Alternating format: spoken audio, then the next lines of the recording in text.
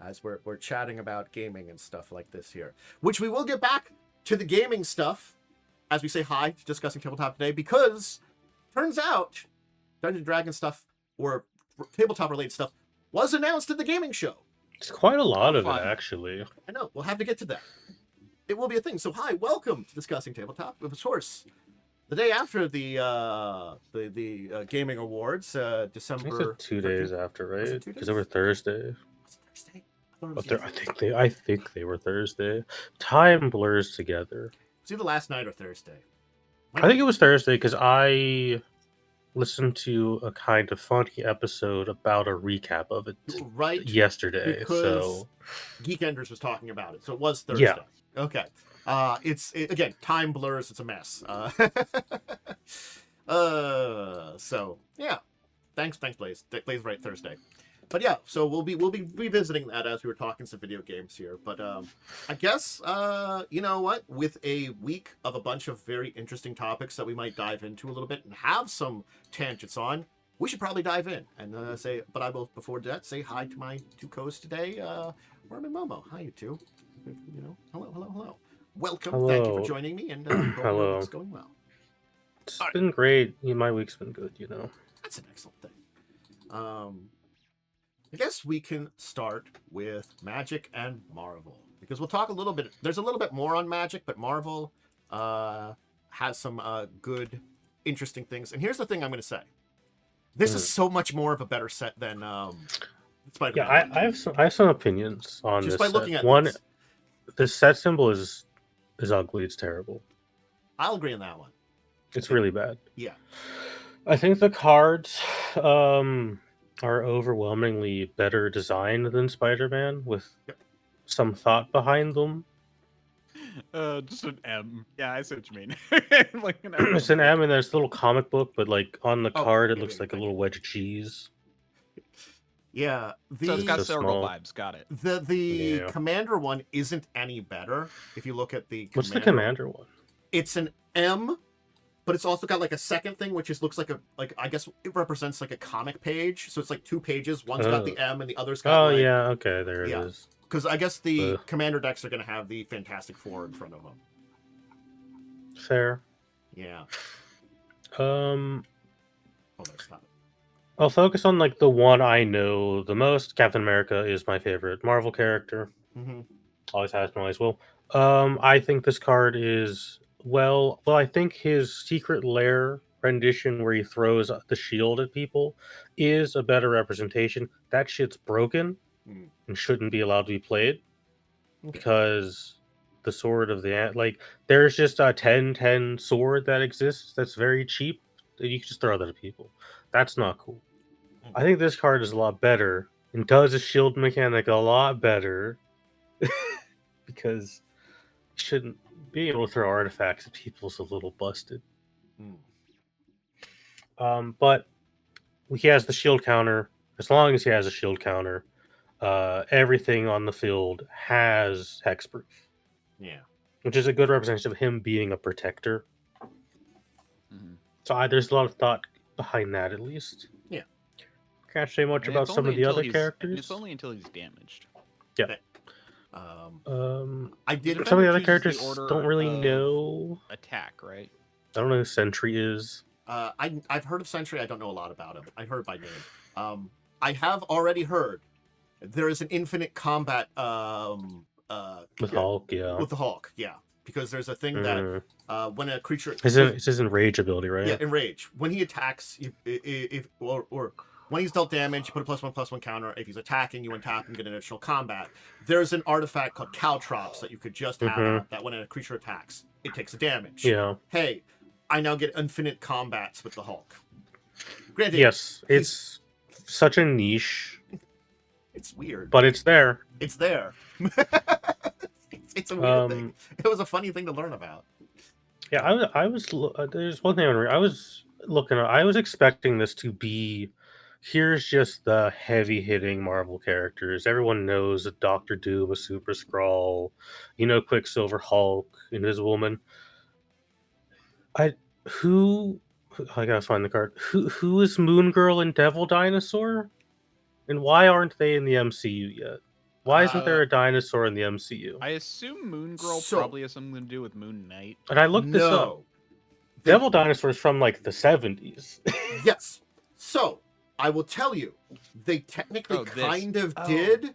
One of Are they? I've those, seen these. Okay. one of the I've seen them TV before. series that they had done that were kind of not Marvel, but also kind of Marvel. Not the Netflix ones. There was another group of like random kind of Marvel Okay. movies, and one of them had what was supposed to be a version of Moon Girl and Devil Dinosaur, but it was again Okay. a little more serious and stuff like that. I remember it existing. I don't remember a lot about it, but that one was supposed to be basically they were a team of heroes who all parents are villains, like kid heroes Okay. who are like rebelling against their parents who are all like villains. That was the concept of it. I don't know if that matches with the comics, but that was the TV series, I remember. Because I looked it up. He has been, at least Devil Dinosaur has been in a animated show before. By, So of apparently- course, naturally voiced by Steve Bloom. Naturally. Apparently, Devil Dinosaur is also planning to be released in Marvel Rivals. Maybe. That'd be interesting. Marvel Rivals is a wacky game. Yeah. I mean, they have Jeff the Shark, and that actually has brought him back to like popularity. Mm-hmm. I think these cards are fine design wise. Yeah. Again, I'm not a Marvel person. I'm a DC person. So like the draw for me to get this isn't there really. I am more of a Marvel person, and the draw for there really isn't for me either. Like, they look Just neat. don't want it in my Magic. Yeah, I think that's the thing about me is they're neat. I like they got a good selection of it, but I agree with you. This is one of those times where I'm like, I just don't want this in my Magic. You can sell me on Avatar, you can sell me on Final Fantasy. You're not selling me on this one right now. This is at this point the third rendition of at least of New York is going to be in this set because they're going to have a Stark Tower card, and that's Yeah. in New York. Yeah. They're going to have a Fantastic Four tower. I don't know what their tower is called. I just know they have one. Wait, I can remember this here. Baxter Building. I remember it. They're going to have that in here as well as a land. Yeah. So New York is going to be, and then this is future complaining. I'll tell you, I'm going to complain about it when they do Star Trek. San Francisco is going to be in here because that's where the Starfleet headquarters is, I think. Yes, because we now have Spider-Man, Ninja Turtles, and Marvel all giving us New York, and then I just like. just a lot. I feel like Earth shouldn't. I know obviously there's the older like Magic sets that were just Earth, and they have their own problems, mostly with how the art looks, product of its time and all that. But I feel like Earth shouldn't really ever get mentioned in this game. Yeah.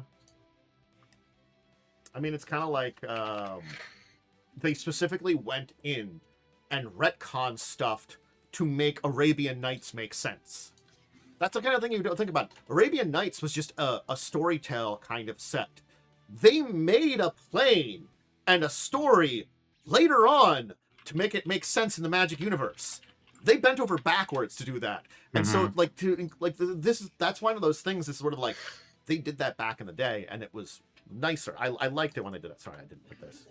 Sorry, I didn't put Captain America. So Devil Dinosaur is from a dinosaur world, I think. What a creative name! Yeah. I know he had a companion named Monkey Boy or something. It was Boy Moon Monkey. Boy.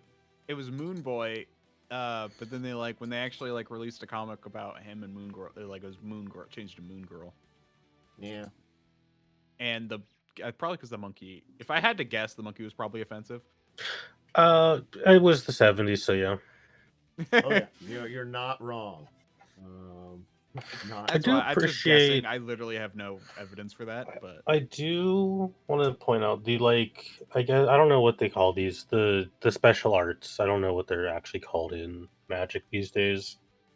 I do appreciate that a lot of them are either comic panels or comic covers. I think that is a nice touch. Yeah. That feels pretty respectful. Like Horn of Greed is just the Doctor Doom toot meme, which is a real comic panel that as long as its context removed from it. Yeah. I don't know, I just don't really feel much about it. Yeah, I think it's there more than anything. And again, like, the cards are well designed. I think that's the best thing I can say about it. You know, they've got thought behind them at least. So. Yeah. So I'm just so curious about this Devil Dinosaur. So yeah, Devil Dinosaur is originally from Dinosaur World. That's what Nice. it's called. And apparently he ended up in modern day Earth due to interdimensional travel shenanigans. Pretty typical in Marvel, I think, right? They do a lot of that.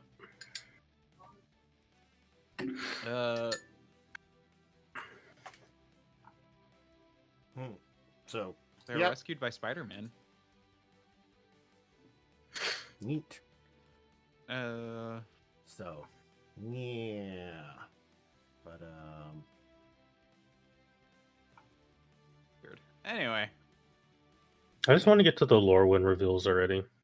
True. That's about how I feel about this. Well, we do have a little bit more talking magic before we do today, because we can talk about something that is a desperate attempt to rebuild some problems that they've made for themselves related to Lorwyn. They're specifically putting together draft boxes because draft's a mess right now because their draft play boosters is not suck. Great. Yeah. So yeah.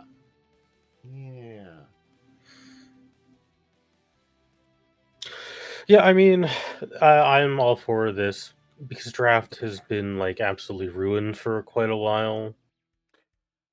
Yeah, because they like merged the draft and like play boosters are not good. Just get rid of play boosters, guys. They merged the original because there was like 2 levels of collector's boosters and then the play boosters. They merged that low level collector with the draft booster. When I'm like, you could have just kept draft boosters and then had like the more expensive boosters up at top, like you kind of have now. You could have just not touched how the card packs were. Yeah, you could have just had 3 if you really wanted them. I guess it's because like the in between sort of cheap collector boosters or didn't sell. I guess I don't know.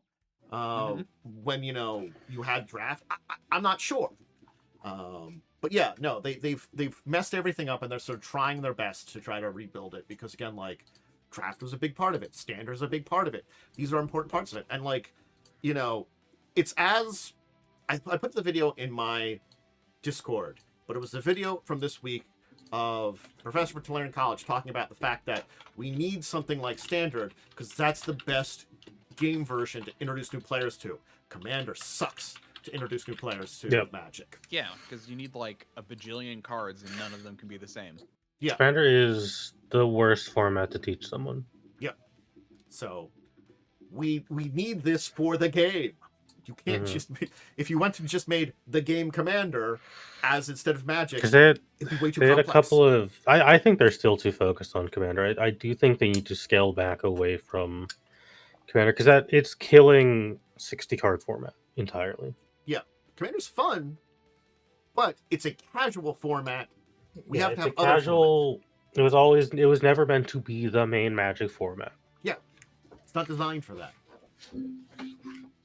So yeah, hopefully this helps. But again, it's like they're trying to solve a problem they've caused themselves. So yeah, it's a bandage on a wider issue. Yeah, they specifically jumped down and broke their leg, and now they're trying to put a Band-Aid on it, being like, "This'll fix it." So I was gonna say shot themselves in the foot and then tried to put a Band-Aid over it. But... That's a good one too. that's a good analogy too. We can stop Fire by Pinkertons to go to their own house, you know. Yeah. We can stop by D&D before we go because there's some things to talk about here. Granted, there's some things related to the gaming awards, but we'll get to that to a second because there's another thing that was brought up, and I wanted to put this article here. This is just a D&D Beyond wrap-up because it was a very good discussion on what's going on with D&D Beyond, and it's something that is unfortunate going on now because it seems like I didn't realize how bad it was getting until I heard about some people talking about it. That Drive-Thru RPG is getting overwhelmed with basically AI slop. Like RPG AI slop. Stuff that's very poorly written and just put together and sold there. So it's like if you want an adventure, you're not going to understand what's in a lot of these things, or like it's not well made stuff being put up there even. Yes. I mean, you do have to state if you used AI. The problem is they don't enforce it. They don't enforce it. Oh, they don't? No. It's really hard to enforce it. Yeah. So Drive-Thru RPG. Yeah, no, it is. I understand it's hard to enforce, but yeah, but so Drive-Thru RPG, unlike Steam, who actually enforces that shit pretty well, doesn't enforce this pretty well, and this is in a problem. And apparently, a lot of bigger people and a lot of people are turning towards D&D Beyond as the store, and that's a problem because you have to use D&D Beyond. It's a loop that's driving people to there, and basically it's becoming a cancer. And yeah, D&D is winning in a lot of ways, even though they're losing in other ways. But it's also then like not good for the entire thing because you're driving all these people to there to do anything. And you're not getting a lot of other games. Like a lot of these other games, which are getting Steam, you can't get stuff for them except for like the big stuff. You can't get third-party stuff with it, you know? Because you can't go to Drive-Thru RPG because it's a cesspool. I mean, you can. There's still plenty of good stuff on there. Yeah, and it's true. not like... And you just have to know how to It's look getting for harder to find because a lot of good stuff ends up just getting buried under mountains of. Yeah, like a lot of the trash. stuff that's the first party for the like RPGs you're looking for, you're probably going to find them. Big companies, you could probably find their stuff. But I think it's those like smaller creators are now having much harder time getting into the space because the place to sell it sucks, unfortunately. Yeah. It's becoming an issue on a lot of marketplaces. Yeah. Yeah. Oh gosh, have you like just trying to find something good? Like, I mean, I remember I was like trying to buy something like on Amazon, and it's all like, oh my gosh, this is just AI. I can tell they didn't even try. Yeah, because I'm working on moving house next year, and I was like, I should probably get some wall furnishings for that. So I went on Displate, and like so much of Displate's marketplace is AI generated now. Displate sells AI. Oh my god. Because it has a third party marketplace. So the third party. But if you stuff go is being to overwhelmed. the Gotcha. and you have to go a couple layers deep to get to the official IP section. Yeah, I really do hate the way AI needs to be criminal as far as selling goes at this point. Because again, like either you like do actual like kind of regulations and stuff on this, or it just needs to be goddamn criminal because it's being shoved in really bad. It's just a mess. It's a mess. It's a mess. It's a mess. Well, yeah, because and in many cases, and here's the thing, like with Drive-Thru RPG, it's like, how am I supposed to like know until I buy it? Exactly. You know, like, oh, I read this, like, because someone can generate a 40-page PDF that's trash and then write a somewhat decent, like bio, and then you're basically just misled. Yeah. You know. And you get this adventure, and it's something you can't use because it makes no sense. Because most of these things tend to have a lot of problems. Yeah, well, because AI doesn't have a sense of internal consistency. Yeah. No. So this is the biggest problem. This is the first thing in D&D I wanted to kind of bring up. It's sort of like, we're at a weird spot here. I hope we can get through it, but it's a weird spot to be in with all this mess here. But then we can talk about Warlock, because I guess that's the biggest of all the demon things. Yeah. Here's that the reminds me of a whole thing where sorry, just a random side tangent where it's all like, apparently in interviews, nowadays for like art jobs, they're actually making people draw in front of the people so that way they can make sure their art isn't AI. Yeah. Their portfolios aren't AI generated. Which again is just a burden, because I heard someone talk about this that does art, and they're like, yeah, this can suck because sometimes you as an artist might take hours to do something like this. Yes, you're consistent in your work, you get it done, but like when you need to do something in front of people and it takes a while, to actually show off your work, that can suck. But yeah. So yeah, it just. I will say, before we talk about Warlock, because I linked it, there was a second Wizards of the Coast game, which is not related. I don't think it's related to any of their tabletop, and I'm like... It kind of is. Okay. So Exodus is a game being made by former Mass Effect guy, Katie Hudson. Or, I forget what his first name is. He's got a weird first name. But former Mass Effect guy. Look it up for me, please. But Wizards is also, I believe, at one point was making a TTRPG for it. I don't know if that's still happening, Oh. but there were plans for it. Okay, I'm linking their site here just because I found that quickly. Because there was plans for a tabletop RPG. Wizards published a I think 1,000-page like world Bible novel for this universe as well. Okay. So it's like this is like Wizards. If this probably does well, we will get a sci-fi TTRPG from Wizards. Ah. Okay, so I see what they're doing. They're setting this up. They want to do this, and basically, if it does good, they're going to make another RPG based. And on it will probably do well because Uh, the industry yearns. There is such a yearn and a desire for a Mass Effect game at the moment, so this will probably do very well. yeah. The Warlock game that you're talking about? Oh no, this is Exodus. No, Exodus, the other game. There's the other Exodus. Exodus. There's the other Wizards of the Coast game because it is Wizards of the Coast publishing Yeah, it. it's developed by Wizards of the Coast Archetype bought up a Entertainment. bunch of BioWare devs. Yeah. Basically. This thing. I did see this. Yeah, We that's got honestly, a trailer for it. At the Game Awards, it was the first big trailer for it, so it I has saw a lot that. of buzz around it. Yeah, I saw the trailer. It looks very good, in my opinion. It does look good, honestly. It's not. I might like. It's a single player role playing game. Well, I mean, get Yeah, it. and you can play as Matthew McConaughey. Yeah, I did think it was very Mass Effect coded, and Yeah. like Mass Effect kind of destroyed itself. So Well, again, that's blame EA. Actually, Only gonna get worse. yeah. So that's the one. So we give you what you're why? interested in. Sorry, like I just went on to Steam, and when I went to search bar, like the first thing that popped up is like recent popular searches, and the first one is Fox Sex Farm.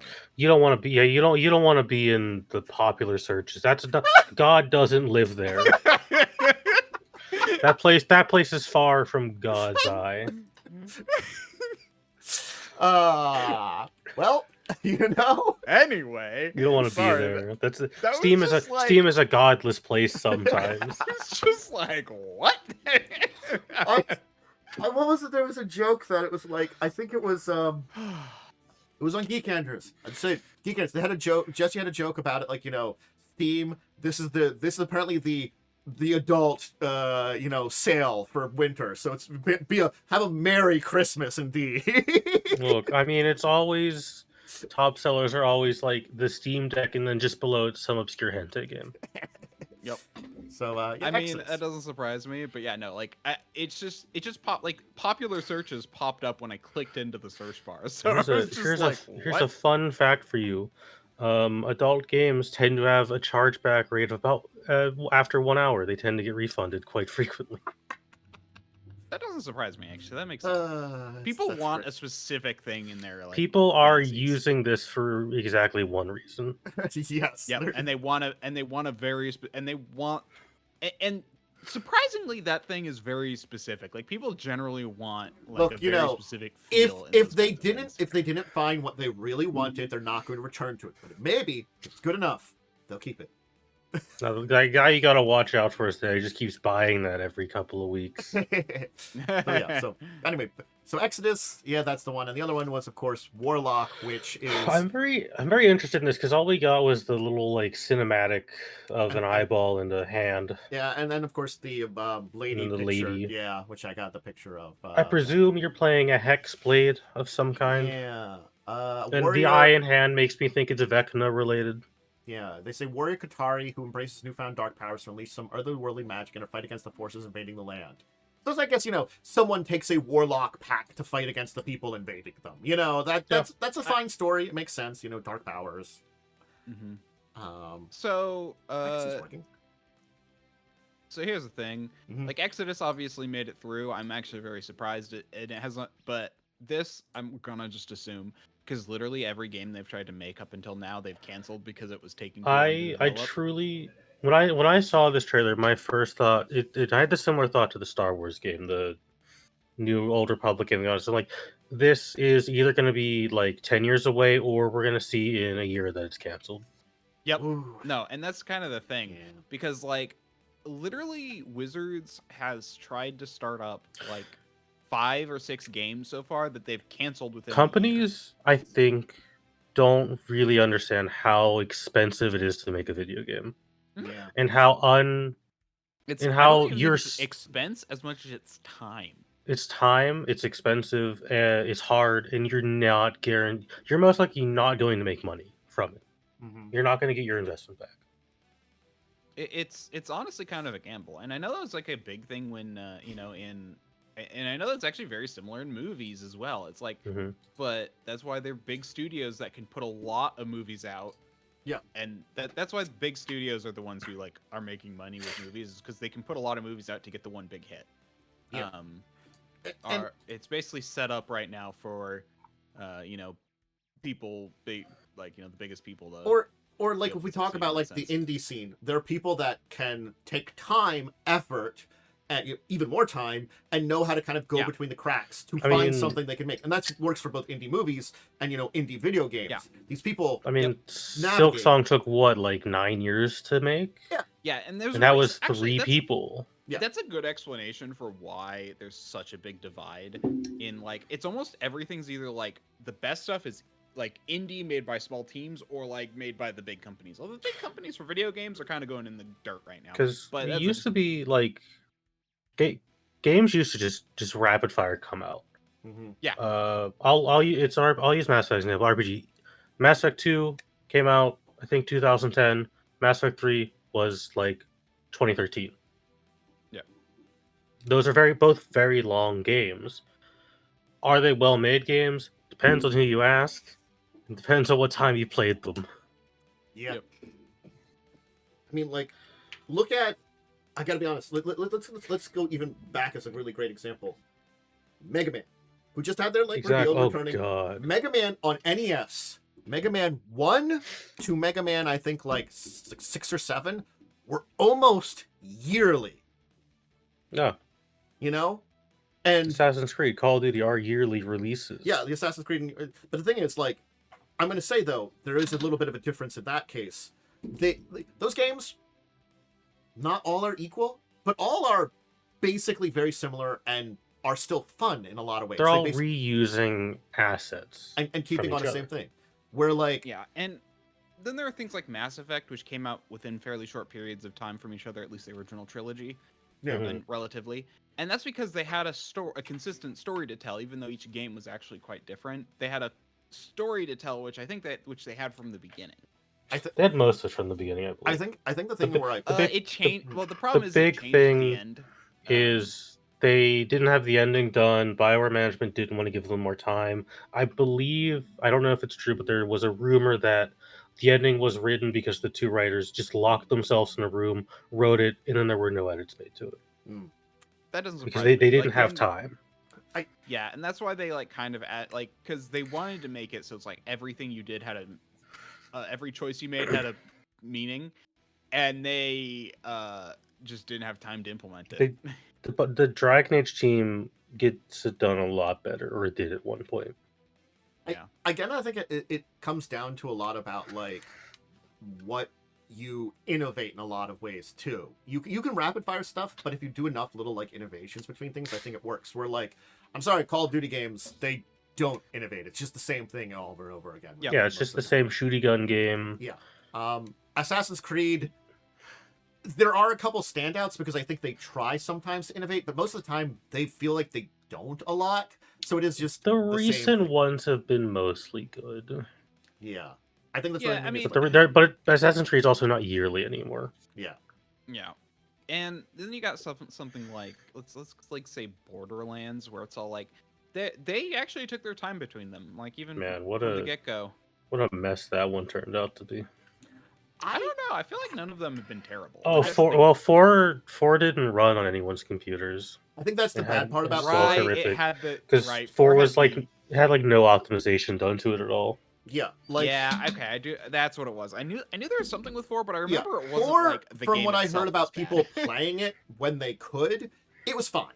It was Yeah. maybe Yep. like it was better than Borderlands 3, but it wasn't like necessarily up to the like the original like Borderlands 2, I guess is like the Yeah. peak Borderlands. It wasn't up to 2 by far.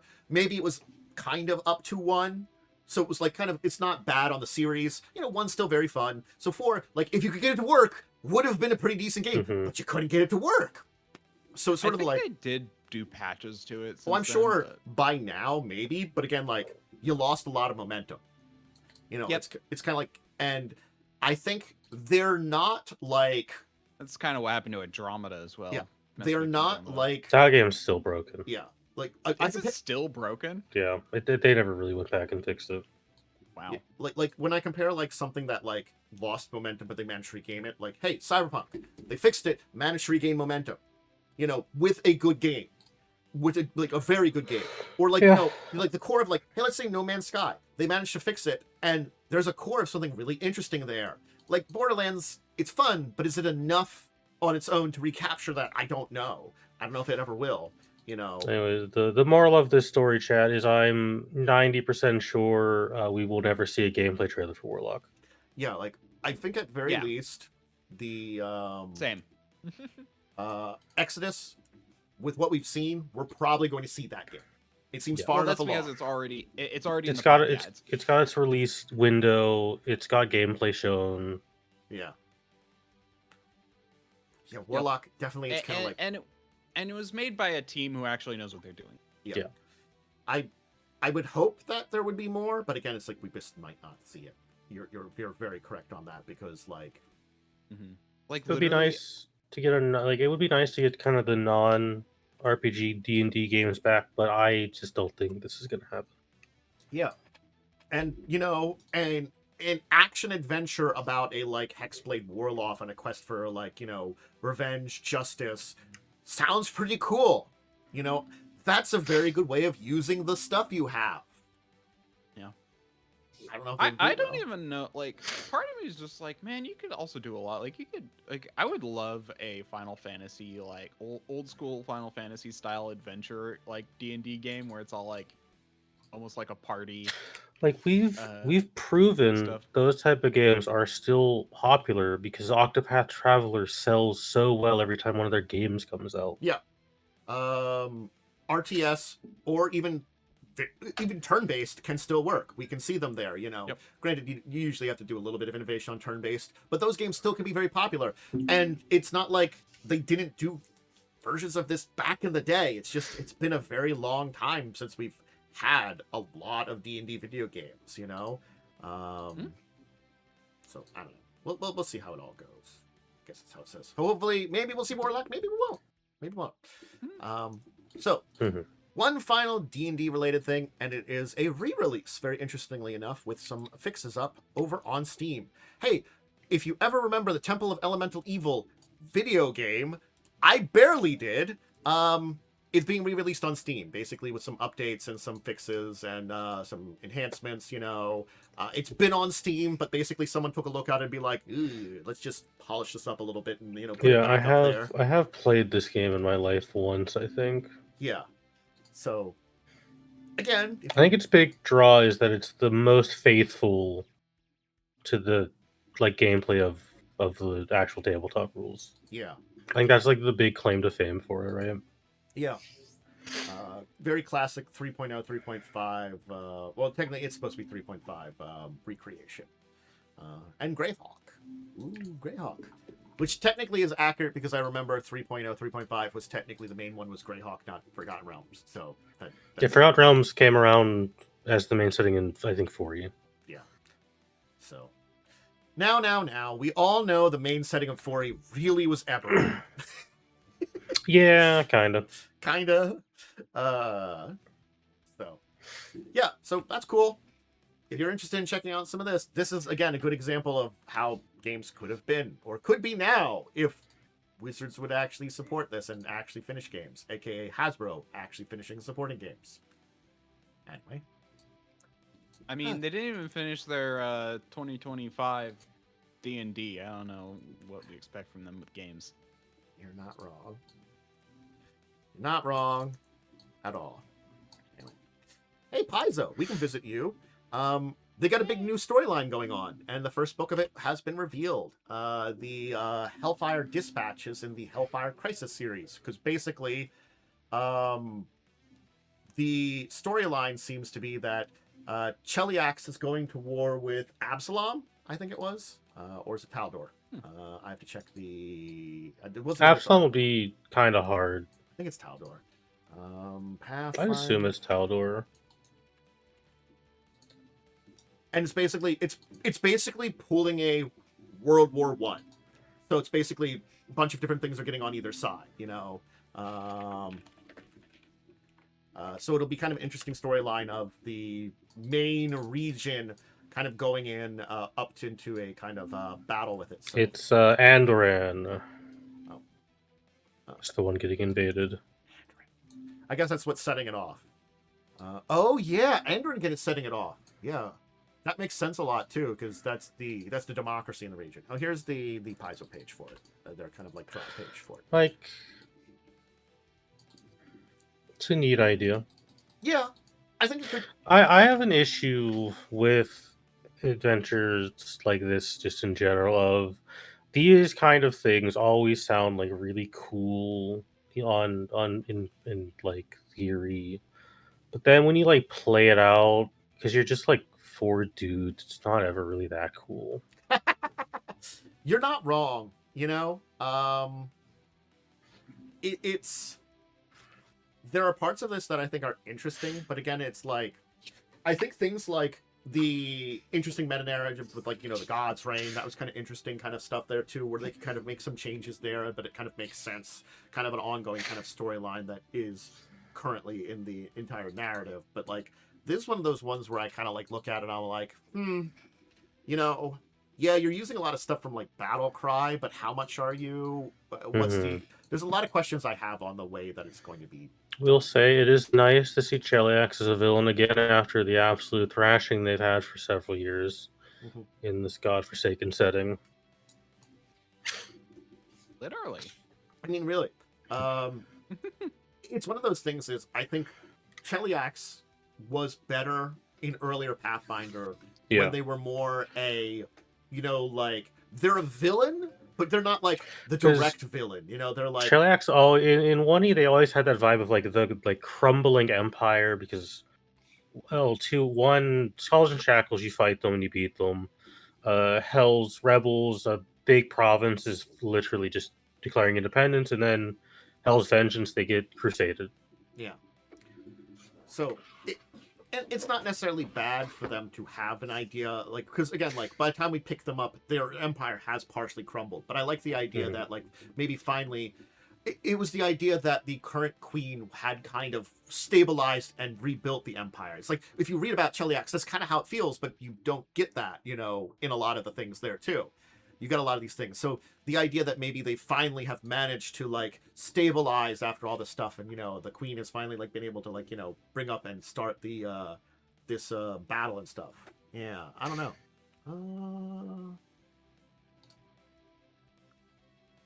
Yeah, I don't know.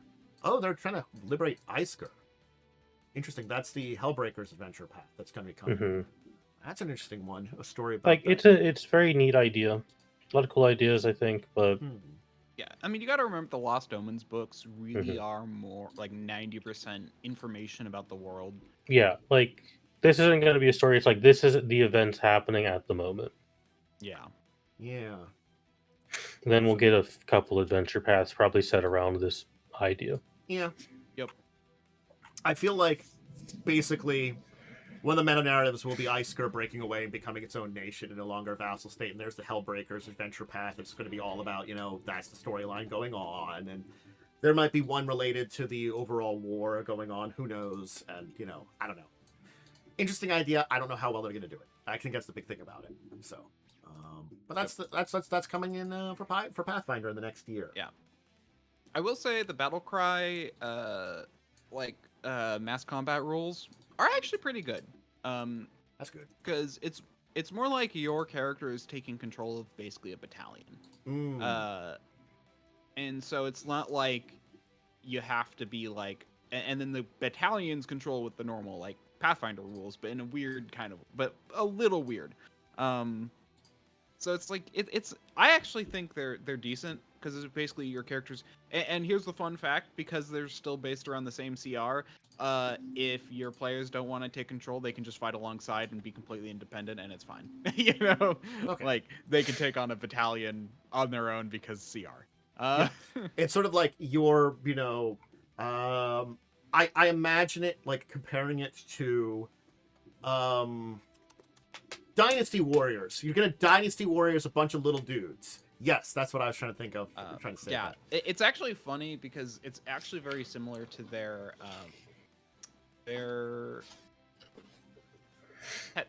pet system, their like companion systems that they have. Okay. Like where it's all like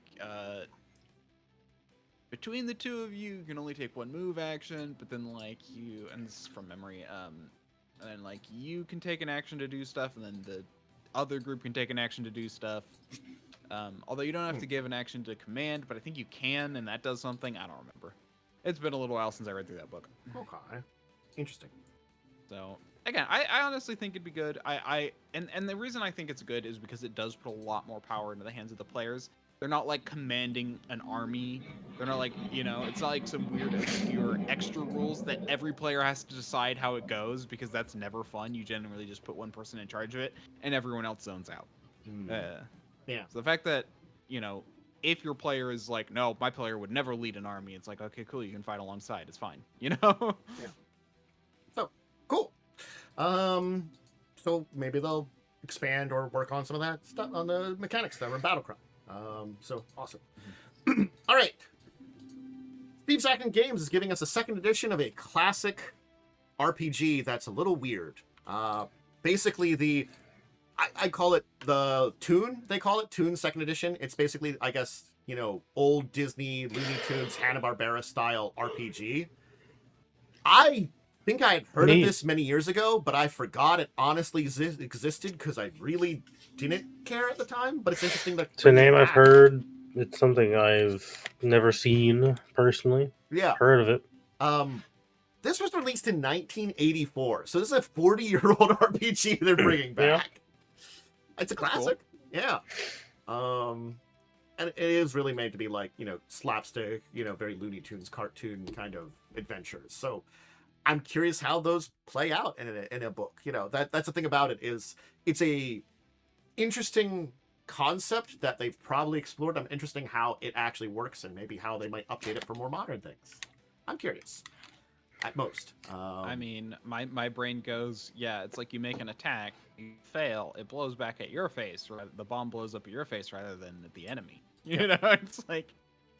I put the launch page for the backer kit because it's going live on the 17th. So 4 days from now at time of this show going live. And they'll have a PDF, softcover, and hardcover pledge options. So they do give, books coming out there. Again, I think Steve Sackman Games does a good job of keeping like classics that are very interesting alive in many ways. GURPS will never die. Yeah, it's ever present. Whether or not we'll ever get another edition of it, I don't know. It's not gonna die. I don't think so. Like, it's actually solid for what it wants to be. It's just impossible to teach. True. So yeah, it looks like they're definitely making things a little simpler in character design and stuff like that, just by the little bits of reading here too. So, cool. It's fun. Yeah, a little fun there. Hey, I forgot this existed until they said this year. The Final Fantasy XIV RPG is getting 2 new volumes, they said. Yeah, I have not heard like anything from this since it came out. Yeah. But I'm glad they're supporting it. Yeah. Because Final Fantasy is cool. Yeah. It's getting the Scenario and Game Master Guide, and the other book is going to be the Stormblood Guide. So I assume the Stormblood Guide is going to be, all about the Stormblood. It's probably going to be the Stormblood regions of Girabanya, Doma, and whatever Fantasy Japan was called. Yeah. Exactly. I think it's Hingashi. Yeah. You'll have to fact check me on that because I don't remember. I have not played Stormblood in 3 years.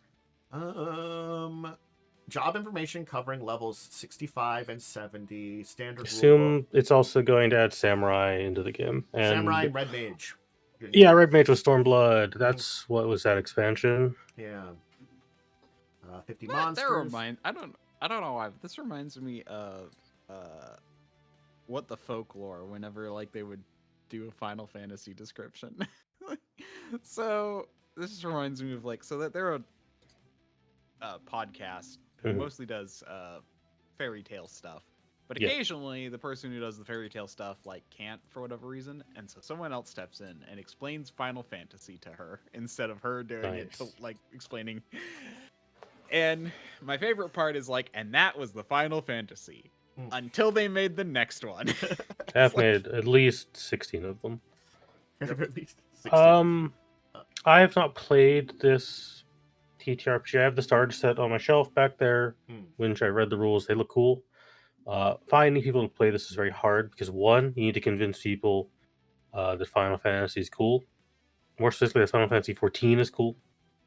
And two, getting anyone to play something that isn't 5e is impossible at this point. It's getting a little bit easier. It's getting easier, but it still is drawing a little teeth at times. I definitely agree on that one. But I'm glad they're supporting this because one of the issues I've heard is it really needed that game master guide. That doesn't surprise me. I feel like so here's the thing, like finding rules, like finding meta rules for like situations that work with a game. I've been, I have ideas for how to do it for adapt it to pretty much any system, but that's me who likes to read this stuff for fun. Read rules for fun. You really almost need to like have like I think it's better if you put all of the rules, including those needed for the GM, in the core rulebook. But then have like a GM book for like GM options, like chase rules, how to run social, tips and tricks, like that kind of stuff. I think is very useful. So one of the other issues with Final Fantasy 14 is I believe it doesn't have a Roll20 version yet, but it has a Foundry, and I think it only has a Foundry version. That's at least something. Like, Could have alchemy. But yeah, I don't think there's a Roll20 variant of it yet, just because it's very niche, to say the least. So I don't think Roll20 is gonna really get to it when they have other more important things to handle, like dealing with the massive thing that is the 2024 D&D update that they're still working with and trying to improve upon constantly. Did they ever finish up all the stuff they needed to do for Pathfinder 2e remaster? I don't know if they did. Because that's. But I also think Final Fantasy Roll20? 14 would be better done on Foundry because one of the core mechanics is setting down telegraphed AoE attacks like in the video game. Okay. That's hard. That's going to be hard to do on Roll20. Okay, I see. It's. I mean, kind of. You just draw a circle or whatever, but yeah, no, that's. Yeah. There's ways that it's supposed to be done that might be better on. Yeah, because in the start in this game they give you pre-cut out areas that match what the boss's AoE's attack are from the video game, which is actually really cool. But I imagine that's a harder implementation on something like a Roll20, which is a very bare bones program in a lot of ways. Roll20 is very bare bones. It explains why Foundry would, because Foundry definitely has ways to do like a pre-attack kind of area thing. Yeah. It's one of those things. It's just like everything, you have to find which VTT works for you. I guess that's another thing. We talked about it as what system works for you. Hey, what VTT Sorry works about for the you? noise. There's a snowplow going around. Yeah, I mean, there's a whole inclement thing weather about, has hit like, you. We're in a blizzard right now. There actually are a number now. Like, part of me wants to try some of the other ones, like alchemy. Yeah. The issue with Fantasy Grounds I have is that you basically have to pay for each module. So even so it's like if you want to play a different game, you have to pay them more money on top of the money you already paid to get the system or to get the they're very money grubby, which makes it very hard to like want to go back to them after I tried them once. Yeah. But they do a good job overall. It's just you're paying for it probably more than you need. It's like, are they high quality? Yes. More expensive than their quality? Probably. Yeah. So some new books for the Final Fantasy 14 RPG. If you're interested in checking it out, I hope this does well because it inevitably means we will get the Shadowbringers book, which is the best part of the game.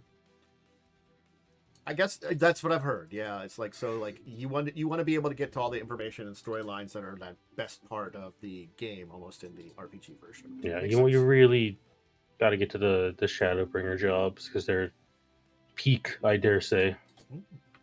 I just noticed that their full title for like their RPG is Final Fantasy 14 TTRPG or Final Fantasy 14 Online TTRPG. Yeah, got to fit as many words in there as you can. They're trying their best. It's, I mean, the branding is Final Fantasy 14 Online, so it makes sense. Mm-hmm. Yeah, I'm just like, I feel like is it the whole point of Final Fantasy 14 is that it's online. Do you need to have that as part of your title? Yeah, for your because that is just, TTRPG? to be fair, it could have been worse. It could have been Final Fantasy 14 Online: A Realm Reborn, the TTRPG. I mean, that's the actual name of the game. I mean, they specifically do mention that in that article there, and I love it that like they get to like the game master guide and scenario. It's based on the video games Final Fantasy 14, A Realm Reborn, and Heavensward. Yep. Yes. Anyway, words. So, Royal Blood. It's getting a new edition, a new core rule book. This is an interesting one. I don't know if I've ever talked about it before. I'm not sure. This but is the tarot card one, right? It's the tarot card one. Yeah, I've definitely I've heard of it before. I don't know if we've talked about it on the show at all. I don't remember. I'd have to look when the first edition came out. Heard of this. I have heard of it before, but not by like in a deep, like really learning about it. But it's based on tarot cards, and it's the idea that like you basically are magic personified to a degree and connected with something from the tarot deck. So you kind of need a tarot deck to play it. Yeah. So that's kind of neat that it comes with one if you get it. I assume any kind of VTT version of this would have like a version of a tarot deck put in there, and you can easily download a tarot deck module on like anything. Yeah, so like that's you can even use just a standard deck of cards because they have translations for it. Yeah. If only TTRPG websites had good card mechanics. It is what it is. It is what it is. Yeah. So yeah. So 2016 is when the original came out. That's why Joe and I back in the original times of discussing tabletop may have talked about it back in the old days, but I can't remember for sure. This would have been like a while ago. Classic episodes. I have been doing this for quite a while now. I like it though. You know, it's fun to talk about this stuff. But yeah, I got some new art for the revised texts. It's basically a new version that is basically supposed to be a little bit more rules light, low prep, basically a little bit easier to jump into for their kind of interesting concept, you know? So, hey, 10 years is good enough time that they could come up with some good ideas for a new edition. Cool on them. So, this is going to be released on the 31st of March next year. So expect early on there. All right. So our second to last topic is going to be a tactical kind of miniatures game kind of one, because apparently I've heard of this one game by Steve Form Gage, Warmachine. It's getting a new edition or its core book. You hear about these things. I don't know a lot about it. I don't know a lot about these more like tactical miniatures-based games.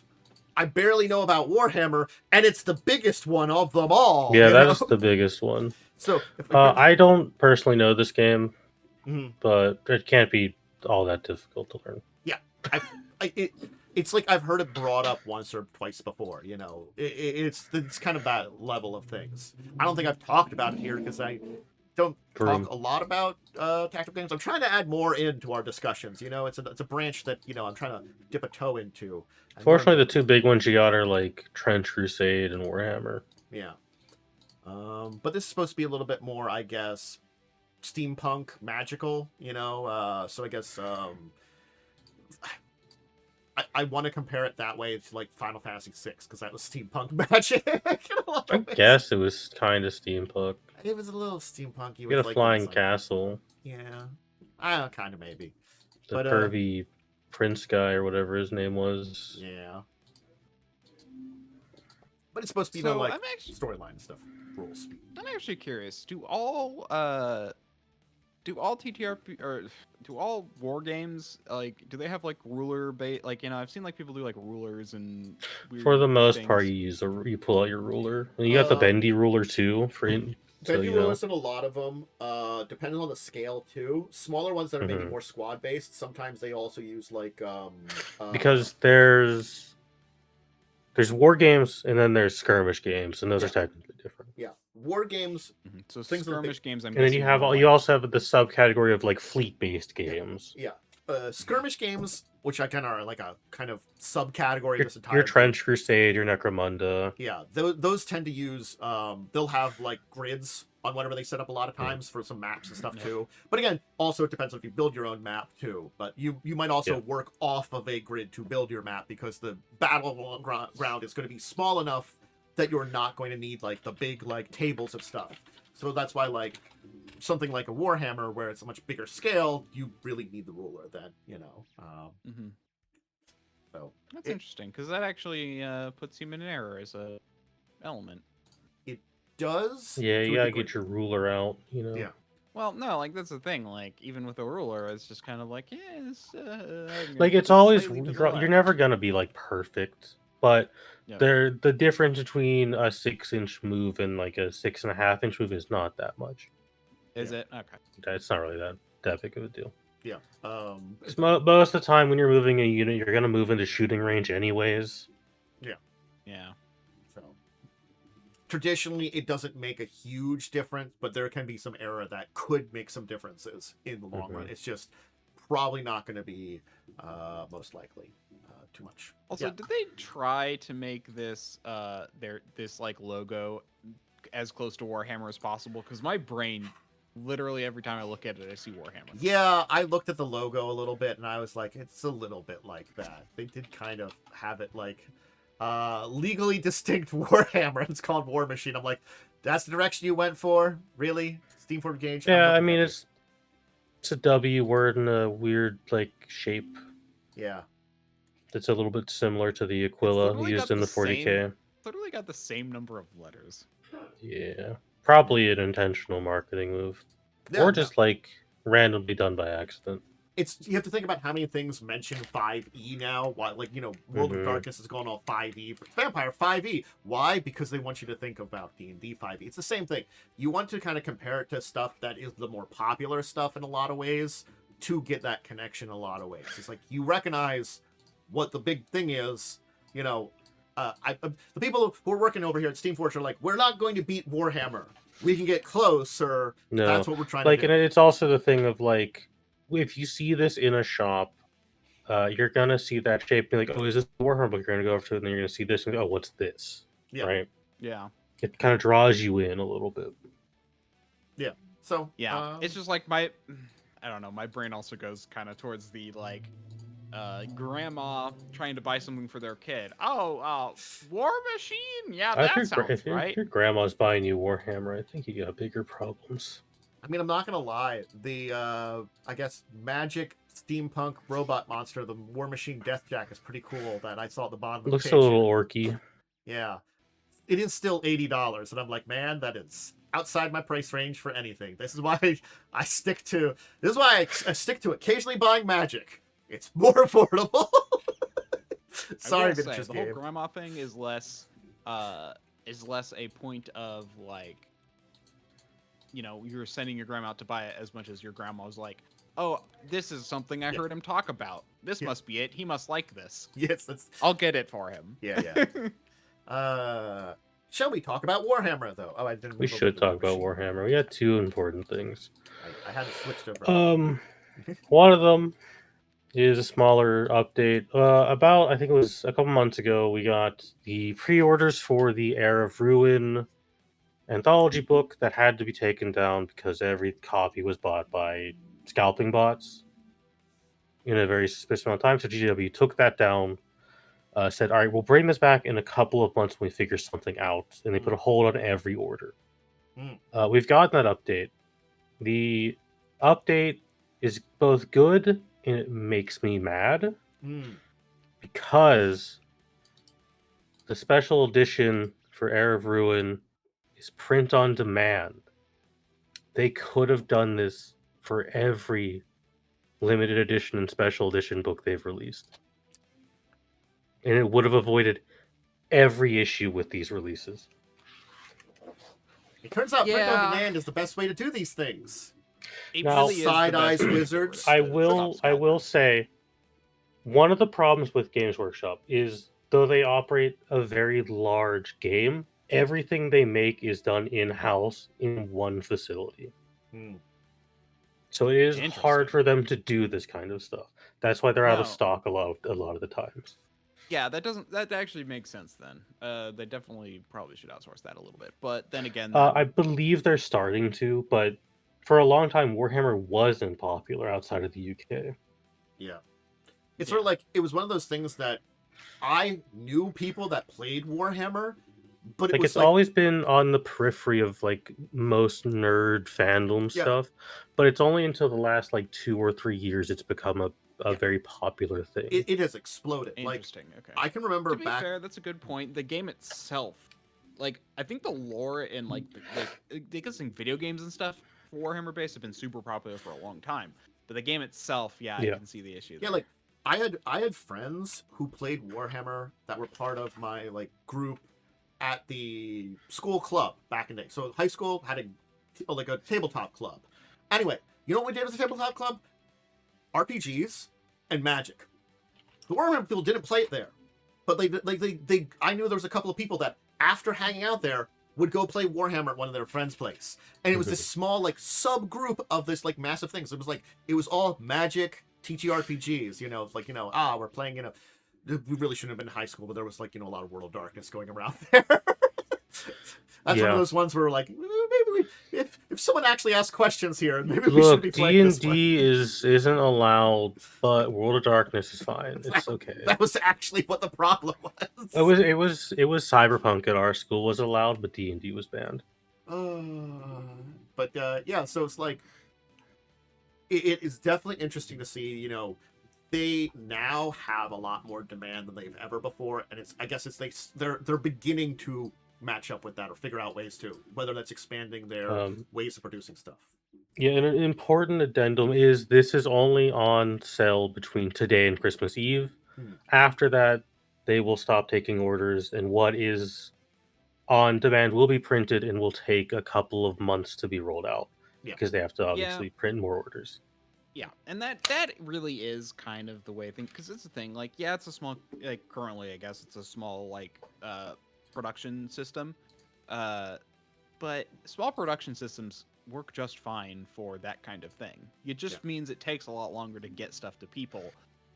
That's all print on demand means. It doesn't mean it means if you do it in batches, it's fine. I can see them going forward with this system for everything because scalping has become a massive issue with Warhammer books at the moment, and this is the best solution to that.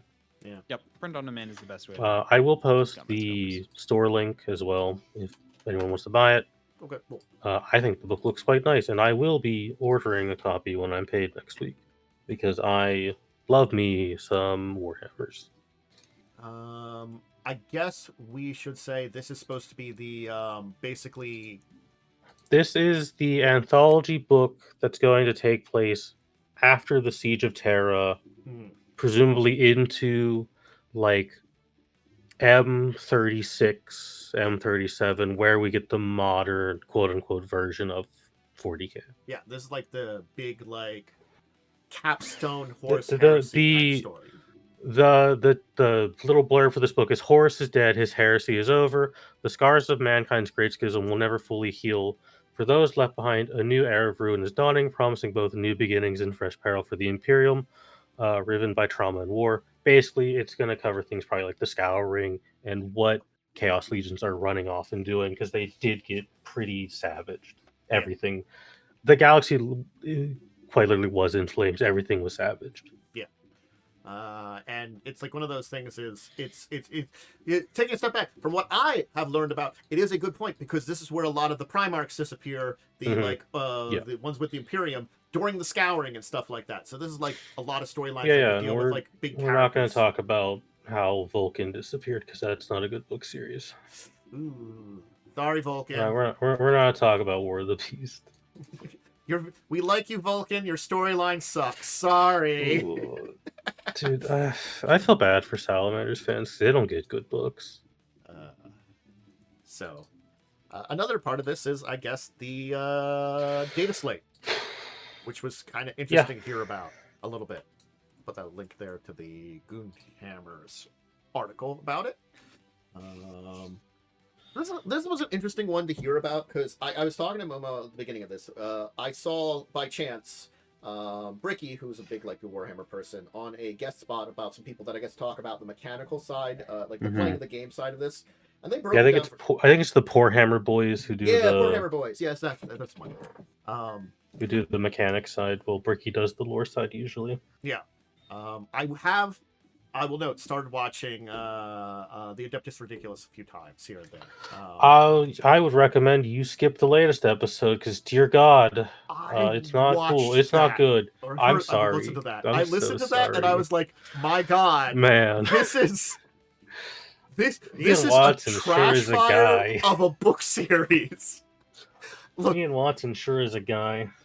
It was me listening to some people describe a car crash in the making, and I'm like, wow. It's something. It's like, how did this get by quality control? I love that it got to the point where they had to start censoring what they were saying. It's also like, it's just someone's fantasy. Anyway, so back to the data slate. It's so much nicer. It sounds like there wasn't a lot in the actual like data slate stuff. Like I'd have to remember what they all said about it, like for mechanics wise. It's some edits, points here, points there, point adjustments, yeah. Some abilities probably got changed. Apparently Fulgrim's the miniature isn't very good and doesn't really help with what they're putting it in or something. I don't know. It makes sense that Fulgrim kind of sucks.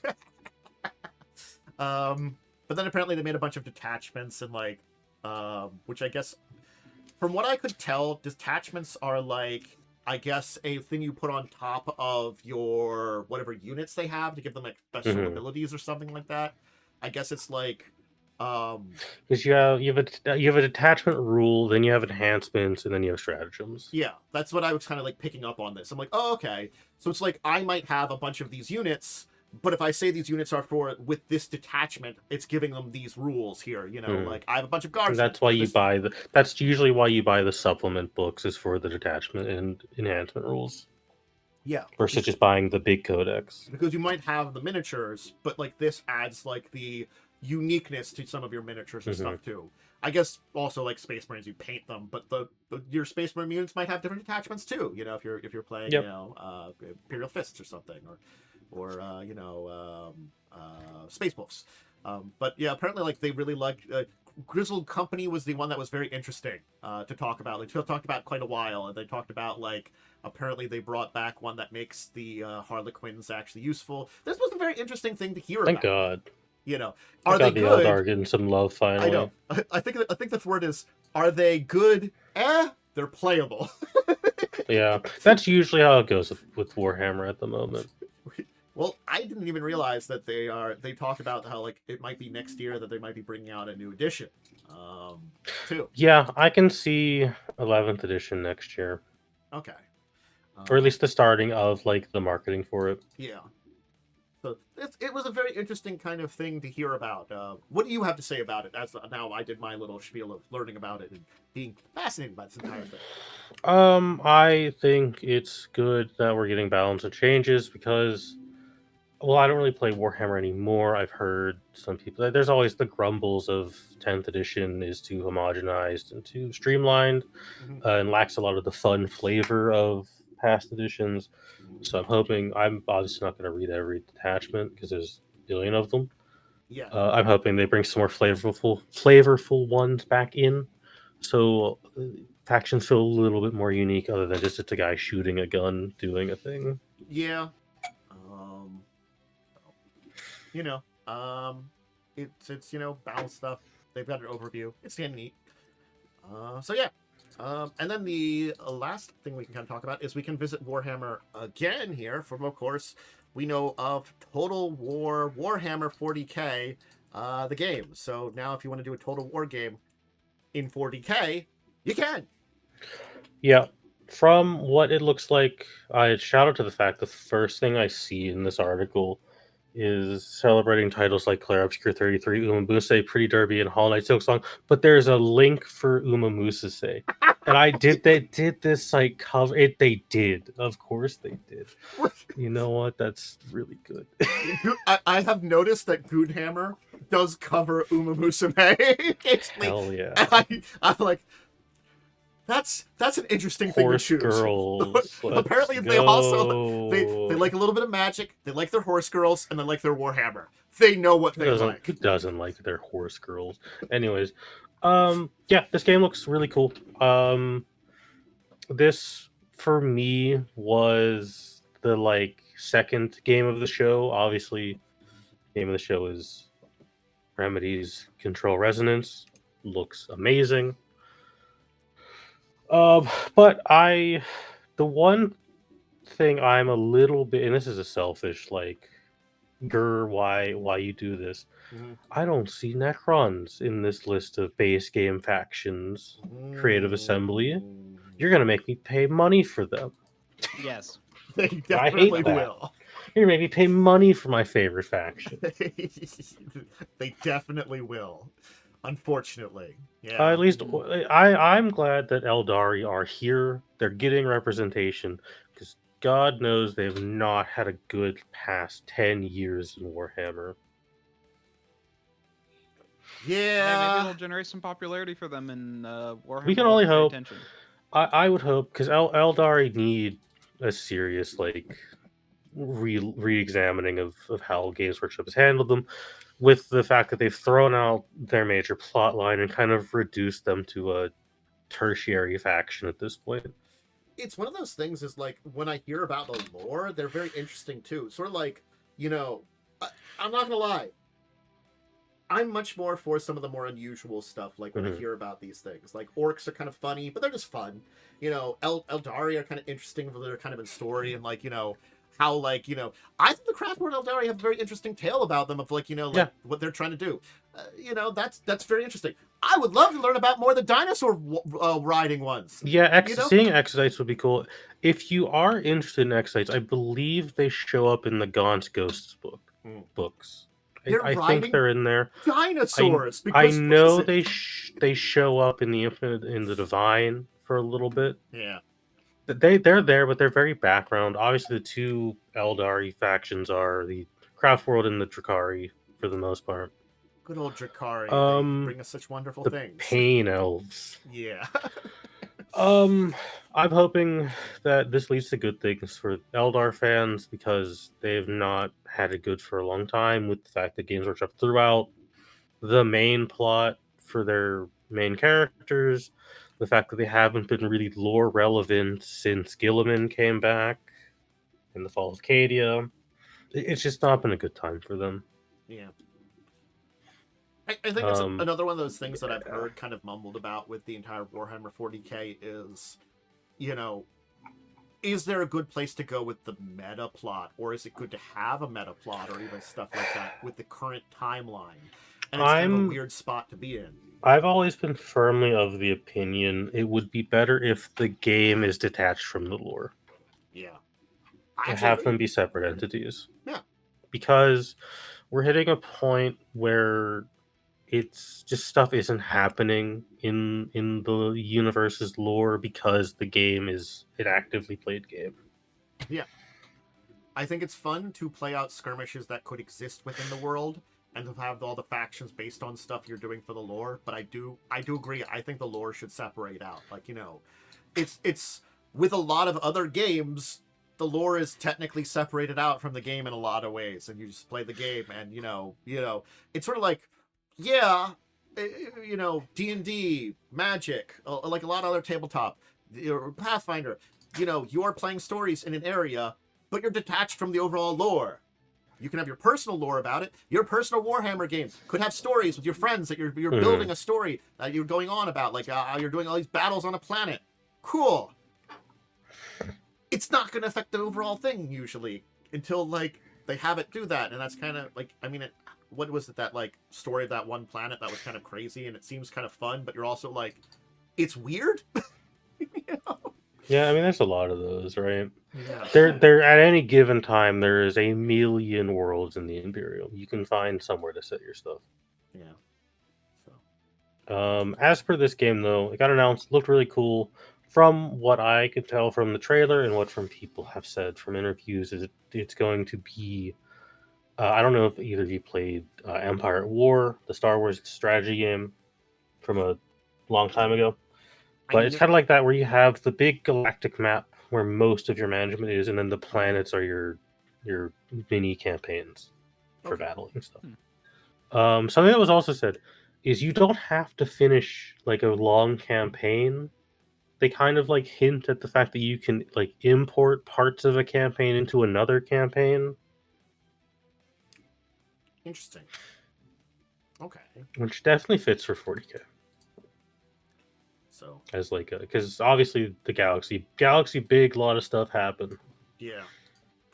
What I'm more interested in is how are they gonna do the map, because there's the big rift across the entire Milky Way that kind of gets in the way of stuff.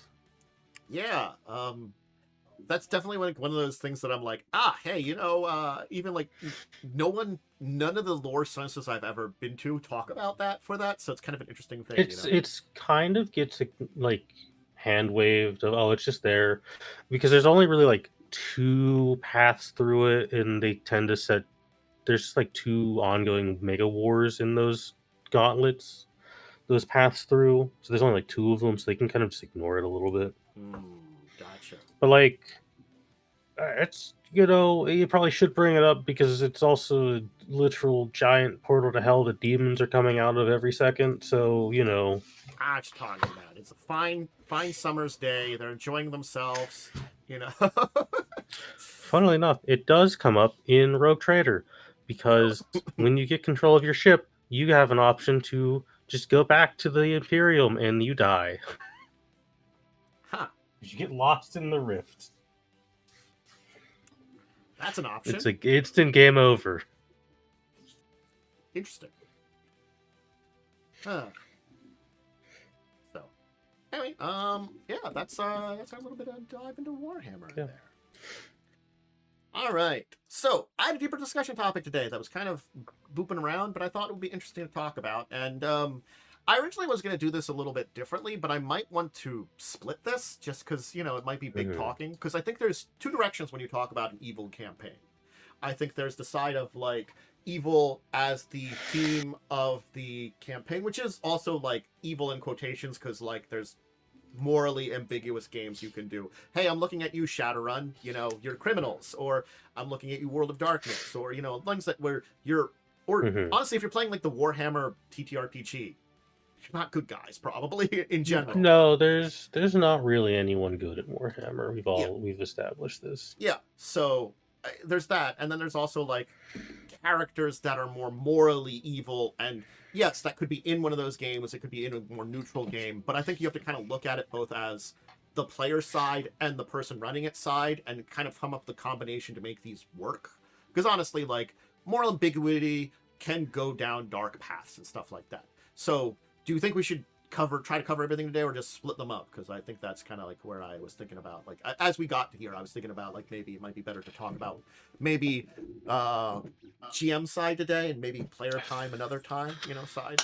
Playing an evil character as a separate thing. I feel like for the GM side, there's not a huge discussion other than, hey, you gotta be real careful because evil games can spiral pretty hard. Yeah.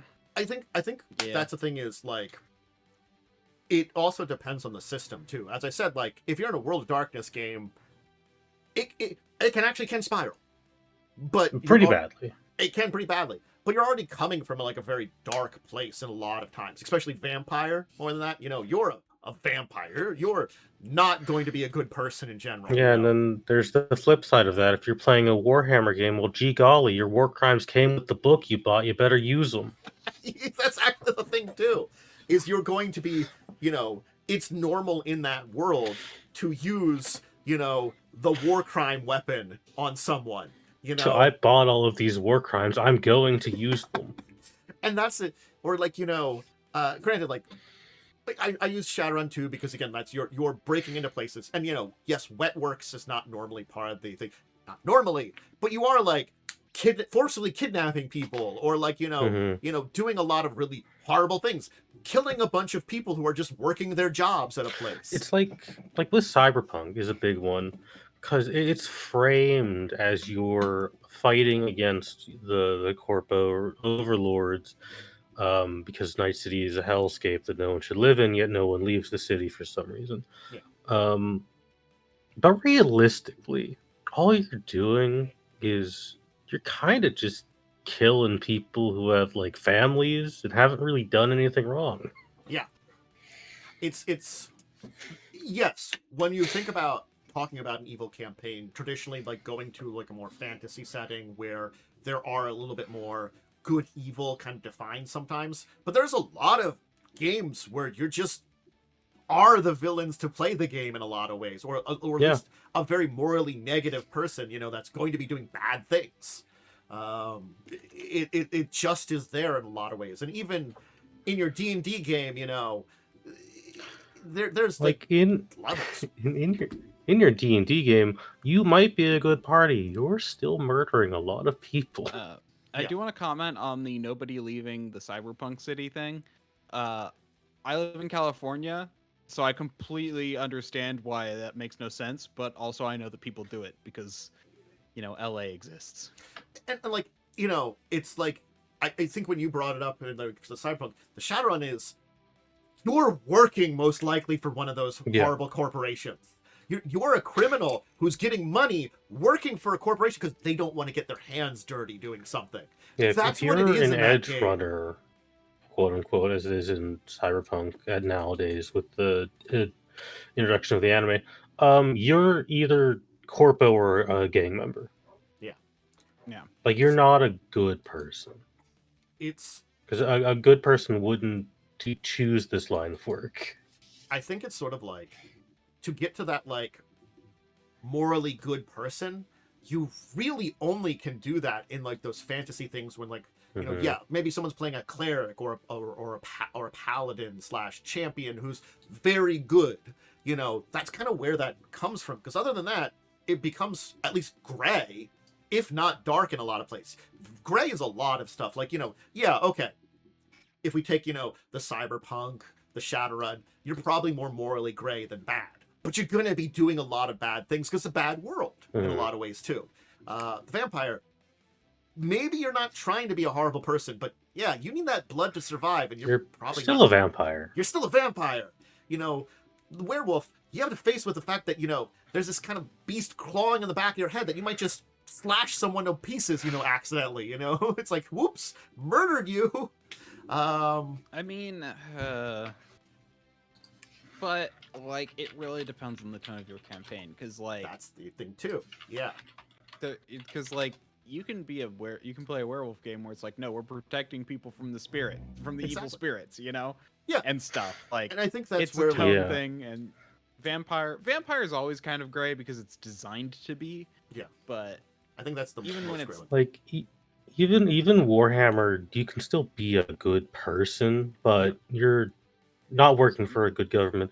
One of my favorite posts I've seen is I've got here. There are two kinds of 40k stories: spaceman shoot bad guy with big gun, and the meditations on the dehumanizing nature of war and the futility of mutual kindness in the face of suffocating oppression and prejudice by Ashcroft the Child Flinzer.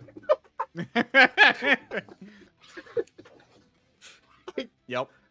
You're not wrong.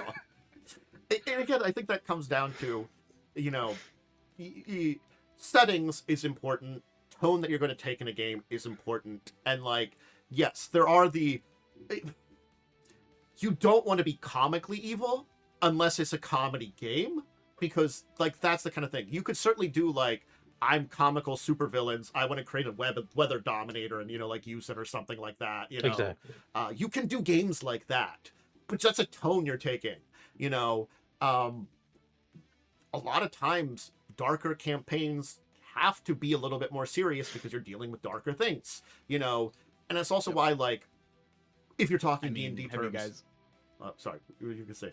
Oh, I'll let you finish. What I was gonna say, like, if you're talking like D&D, where like alignment-based things, that's why like lawful evil is easier to do in a lot of ways, because they still have some kind of compass. Now, granted, it's an order-based compass, not a moral compass, but that does keep you in check to go not insane sometimes into some of these things that, like, is that slippery slope that, you know, you as a both DM/player can go on. Yeah. I think when you run an evil game, you do need to actually sit down and talk to your players and set rules of, let's not do this list of things or I'm kicking you from my table. Yeah. I mean, yeah. Most people generally won't do those things because most people are sensible. Yeah. But sometimes you get a real freak at your table who you need to talk to. Yeah, there is, funny enough, a kind of thing where it's like, how deep do you go into that? Because I remember, like, there was the whole thing with Tantus's evil game where it's like, oh, we worked at a strip club kind of thing. And I'm just all like, I feel like for the stream we shouldn't go in this direction. Exactly, right? But I totally could. Like, I mean, he made it very simple. Like, we were just waiters. We weren't, like, strippers or whatever. Yeah. But it's like, but it was kind of like this whole thing where it's all like, do you want me to lean into this? I could. I didn't, but I could. I think it, because I don't even remember how you got there. You did stuff that drove you to that. I think it was like you were talking to people. Basically, we were talking with people. If I remember correctly, it's like we were talking with people, and we were trying to get, like, work, and I think, like, was it the imp found, like, an audition for us? No. I think what had happened was you got into a conversation with someone, and they were basically give you Las Vegas style a card for the place, and you're like, oh, are you hiring? Kind of thing like that. Yeah. You know, like, and again, like, yeah, I think Records of Evil kind of did a very good job of kind of towing a lot of lines there in a very evil game without, like, doing it. And it's sort of like, I try to go by the... Literally half the players were evil. Yeah. I also try to go by the, if something really horrible's happening, I'm not going to go into detail about it. I'm going to be like, there's a horrible thing happening. Here's the details here's the basic details you need to know to understand what's going on. There, we're done. You know, it's kind of like, and I think that's an important thing. It's sometimes it's sort of like, you can have those bad things happening, but you just are like, yeah, this bad thing is happening over here. It's very bad. We understand it. We don't have to go into details about it too, you know? And it has to make sense for the world too. Like, if I'm bringing this in, is it important for the story? No, I don't need it then. You know, that's the other thing too. Yeah. And as weird as it sounds, you also might be at a table that is okay with that kind of thing. Yeah. You know, like going a little bit deeper into, like, the weird or the dark. I feel like they always still have a limit, but unless you're, like, actually playing an ERP game, but you know, it's you could, like, even take a step back from Evil Campaign, where I can kind of talk about this is, you know, it's because a lot of dark things happen in the world, like, you know, murder, killing, assault, and various things.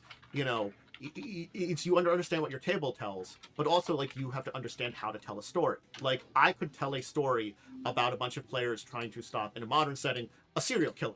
That serial killer could do unspeakable things to their vegans. You don't talk about those unspeakable things. You can just be like, yeah, this guy is really horrible. He does unspeakable things to his victims, you know, and you can like basically use some terms from like, you know, things like, you know, maybe he's a product killer. He wants the body afterwards. He does unspeakable things to that body over there. You know, we're not talking about it. We're not going into details about it, but you know about that he's doing that kind of things. You know, it's like, you know that you're trying to stop this guy, you know, or like you can get like intense things of like, oh, he's you know, you could get close to him and he like, you know, you could do very television where he's got a victim and you got to save the victim before it's too late, you know, or something like that, before he does his unspeakable things, you know, save that person. You could do stuff like that, but again, like you hint at that stuff, and I think evil campaigns, you're more likely to get into that kind of stuff where you have to kind of like understand that line. Yeah. That reminds me of one of those, like, I keep getting those D&D animations on my YouTube Shorts feed. Whenever I keep seeing them pop up. Yeah. And one of them was all like, I think it's like, oh gosh, I forget the group is. It's a popular one, but it's like or like, you know, I need, like, it's a lawyer, and it's like, I need to see this to know, like, you know, how I'm defending my clients. I think it was like that was Legend of the Bankers. And it's like, I've seen that one. Thank you. I knew it was an A. Started with an A. But he's all like, what you see is unspeakable. You'll never be able to unsee it. You can't describe it to anyone. It goes back to the guy's like, bad. Why did you let me see that? Yeah. Yep. It will haunt you for all your days. And so it's kind of...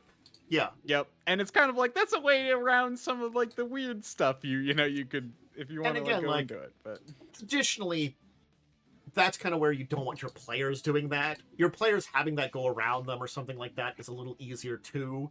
You know, and I think that's where. Well, unless you're playing Beast of Primordial. Yeah, well, true. Have you heard of that? I have not really heard about that. Beast of Primordial is the Chronicles of Darkness. It's not bad. It's like, but you're literally playing someone who like has like a evil creature inside of them and needs to feed in like weird ways. Yes, I know of the World of Darkness version of it. I can't remember the name of it, but it's one of the ones from the original. It's an offshoot of Werewolf.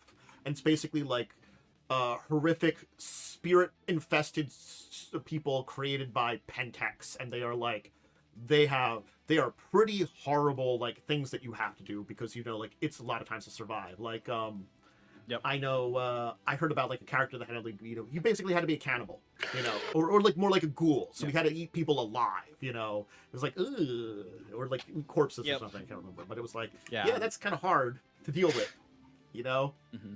I mean, literally, the people you fight against are called heroes. In Beast of Primordial. And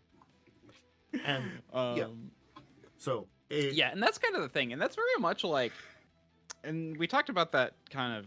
We talk about the evil, and we mentioned lawful evil. That honestly, this game would definitely be more on the chaotic evil side. You are literally just trying to survive this evil thing inside of you, you know? I think the thing is, I kind of describe as lawful evil as easier because I think chaotic evil you can still play, but chaotic evil, it's easier to pass over that line because of the chaotic side of things. It's a lot harder to toe that line when you're playing that kind of game.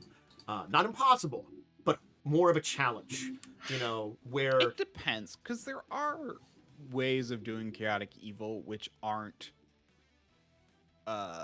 you know... Chaotic evil can literally just be extremely self-centered. In fact, like, you know, a sort of way.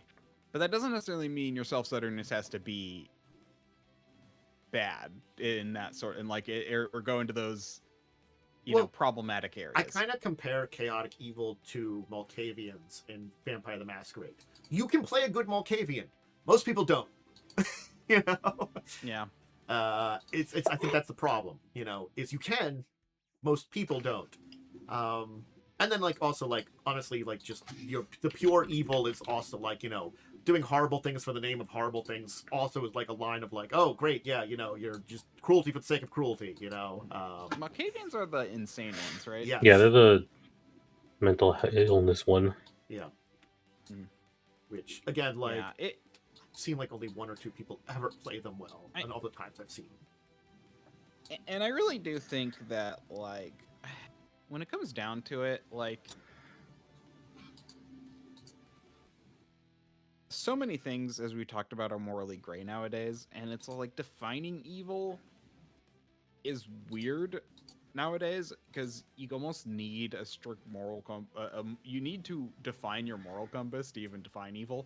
I think that's why I kind of put it in quotations here, because it's like one of those things is it's playing a game in which the characters are more doing stuff that might be questionable morally, might border on gray, but tend to be doing things that are selfish, terrible to other people, you know, maybe violent towards other people, a lot of these kind of things. It's like, and I think that's why there are a lot of games out there that just start from that. And that's kind of where we talked about this here. And like, it's like just taking a game where it doesn't have that compass and adding it in is, as you said, a challenge in a lot of ways, because it's like, how can you define that? And it's kind of like when you look at the Pathfinder remaster, they removed alignments. They didn't remove some of the concepts behind it. There's still like fiends and celestials that are things that are more good aligned, more bad aligned, but there isn't alignments the same way anymore. So it is a lot more on you and your person running it to kind of define the morality in it. And I think like systems that are in place and worlds that are in place that kind of keep you in check. Like, I'm not gonna lie, I think that's kind of things. Vampire, the Masquerade keeps you in check. Shadowrun, you're a small fish. The law will keep you in check, you know? Even in the forces of the corporations. Even in 40k, if you're doing a loyalist game, which you should run, you should never run a chaos game. It never goes well. You have the implicit, if you start doing like some real bad stuff, this Inquisitor guy is going to make you disappear forever. Yeah. So it's like there are levels of things you can still do because there is systems in place to watch you. And I think that's another important part about it, is if you're playing a game that doesn't have those built in, you kind of have to add those systems in place that like keep your characters at least to a degree in check, you know, because you want them to have something in the back of their minds that aren't like saying like, you automatically don't have to do these things, but I have to worry about this and it might be dangerous. Like, yeah, Shadowrun, I could go in to do some assassinations, but that might draw the course of the law. You know, I might be like, you know, you could maybe like, you know, even if like, you know, hey, Cyberpunk, you know, maybe you want to help out, fight the corporations. So you're gonna like, you know, blow something up. Well, that might draw some more attentions because, you know, was that messier than you wanted? You know, did you accidentally, you know, take out some more people that you shouldn't have? You know, some people that weren't working for the corporations, accidentally get some innocents in there. You know, that might draw some ire from either Night Seas, like more like, law enforcement or the corporations themselves. You know, Vampire, hey, you know, you don't want to break the Masquerade, people in charge of you, you know. Interestingly enough, Cyberpunk does have a built-in mechanic for like dealing for when players go too far. It's called Max Tack, which are basically SWAT team that are specifically modified and trained to kill cyber psychos. So they're gonna kill you. Yeah. There's kind of like a thing where it's like, when it comes to evil campaigns, it really just comes down to the definition. Like, what basically you just have to define your limits. I honestly, and if you're gonna play an evil character in a game with like morally neutral people, make it clear to your DM what you're going to do. I have played more evil characters than I can count, and it's never gone over a line because I have open communication at the start that, hey, I'm an evil character. I always make sure to inform the party I'm not a good character. Yep. It's sort of like, I think, like, I think, I definitely have times where I've had less communications, but I also, like, I try to keep myself in check. Because, like, I think a good example, I think the one I can remember now is, I'm sorry, Tools was an evil character. She had, like, no morals, but she, like, was a little insane, and I think the insanity kept her in check in a lot of ways, and also she had her own lines that she didn't go over. Like, that's the thing. She had her own moral code, but her moral code was based on the line of evil dragons. So it was very much, you know, she did a lot of horrible things, and you know, it was fine. Like, I defined the lines in my character that kept it in a check that would work in the game, you know, and that's something I, as a player, did. You know, I was like, yeah, I'm gonna be kind of a pretty horrible player, but I'm not a horrible person, but I'm going to make this work in the game. You know, I chose to put that in place. And that's a good thing as a player to do. Just like say like, yeah, if I'm playing in a game that might be more neutral, sort of good, you can still play an evil character. You just have to kind of figure out how to do it. Like in a recent-ish game, I played a character who was effectively captured by demons and forced to fight in a fighting pit for multiple years against other demons. That character, a demon in all but like category, horrible person, really, really liked killing things and fighting, which is very demon. Fight the strongest thing in the room, you're the strongest thing, and nothing's going to attack me after that. I made it very clear what kind of character I was playing. And it ended up fine for everyone else because I was very vocal that, hey, uh, you're good characters. You're gonna try to make the world better. My character is gonna be like, hey, why are you doing that? One, that's gonna kill you. Two, just be more like a demon and you'll fit in more. Just be more demon, forehead. Just be more demon. So I think that's kind of where like this conversation kind of is important to talk about, and I think you know, all this applies basically to players a lot too, but I think I can kind of turn this over because we kind of talked about like the GM side, kind of understanding it. You as a player want to get along with your table. Mm-hmm. I think this is just common courtesy for an RPG table. I'm not gonna lie. You can have the craziest character ever. It should get along with the table ever. You know, as soon as you are fighting with the table, you're in the wrong. You know, you are basically making problems for your other players, for the person running the game. You know, it doesn't have to be, not that there can't be contention, not that there can't be you know, battles between players like on like, you know, the role-playing side, but you want to be able to like still work together. I can get an argument with that other person over there as long as it doesn't get too heated, you know, in game. It doesn't come out of game. But like, you know, it should still not allow our players, our characters, to work together for whatever we're doing in the game. You know, I can be able to do this horrible thing over here, but it shouldn't derail the game, you know? And I think these are important kind of things you have to look at as a person playing in it. No matter if the campaign on itself starts out as evil, you're just playing an evil character, you know? Or like, you know, just, you kind of have to see that. And you have to kind of see where whatever you build fits within what's going on there, you know? And actually, I was thinking about this. I think if you're running an evil campaign, make sure your players have a goal. Like, this is actually something whereas I feel like a lot of the bad stuff happens when, like, players are just like, hey, we're gonna just open up with your evil, and what do you want to do? And then players have to come up with something, and their brain goes, what's the evilest thing I can think of? That should be my goal. No, you need, like, a goal. Like the... Yes. For your players. Like, if you're gonna run an evil game, you need a kind of a premise and a goal. It's sort of like, as much as Wrecker's Evil didn't really become an evil campaign because there was not a lot of evil characters, there was an evil goal in mind. You know, we're going to create a, you know, a living avatar of our deity, you know, our evil god on the planet, to get around God rules, you know. They got a living avatar. They can come and hang out with us. They basically wanted to make like evil Jesus, you know. That's fine. Yep. And that was a goal, you know. So, yeah. I think it's. I don't know if there's anything else kind of to say at this point, because I kind of hit all the points I kind of thought about talking about with this topic. Because I think we kind of looked at stuff like this before, but from a different direction. I kind of wanted to take it this, you know, from the direction of like this a little bit. We've talked about like morals and stuff like that a lot of times and stuff too, but I think we, you know, there's a kind of like slightly different direction I wanted to take in kind of talking about this, because there was some things with which I think we didn't kind of handle with there are games that just inherently they're going to be, you know, morally gray, morally bad, you know, even before you make that. Yeah, I think it's more going into things with the attention of evil tends to be the biggest problem you have to work around. Yeah. Also, if this is one of the last things I'll say. If you're playing an evil character, you don't have to be evil all the time. No one's 100% evil all the time. You know, and like in fact, most people who are evil think they're doing good in some way, and even if they don't, they at least have some sort of like process behind it. Like it's not just I'm evil for the sake of evil.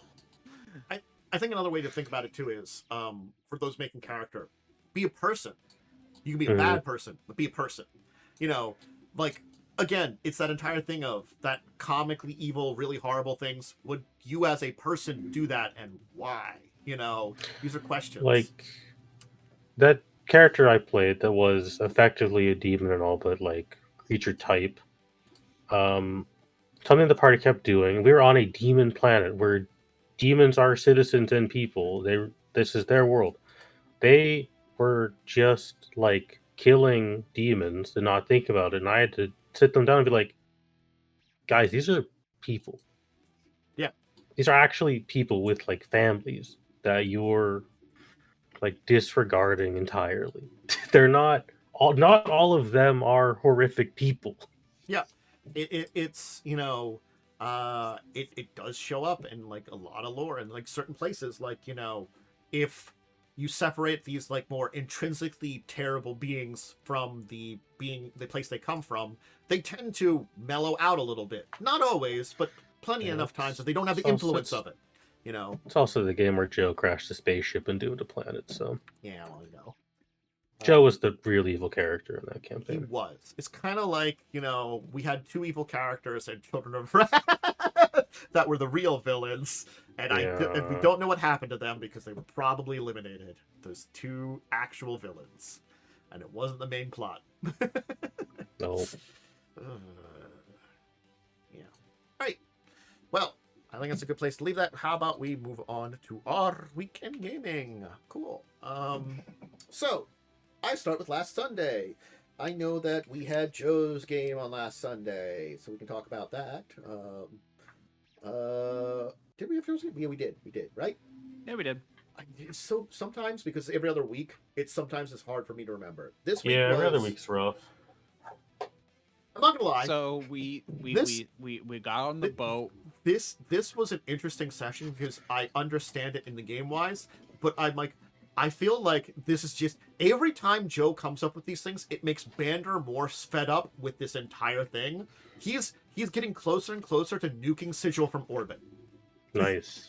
You know, because basically one of the persons we were doing with, who was a Yugloth, basically we should start from the beginning. Okay, we'll start from the beginning. You're getting there, but yeah. We started on the boat. We finished the stuff in the city under the water in the plane of water. Yeah. And we got on the boat. We had to find our way back. It was kind of uneventful. We got home. We just had to go to a place, and we're just all like, "Oh, okay, now let's go to this other place." And they're like, "Okay, well, this other place now is where you need to go." And so we teleport there, and then we wind up. Bander steps in someone's mashed potatoes because we teleport next to the person while they're at dinner. Yeah. But then after that, we kind of just talk to some people and get in and wind up back at Sigil.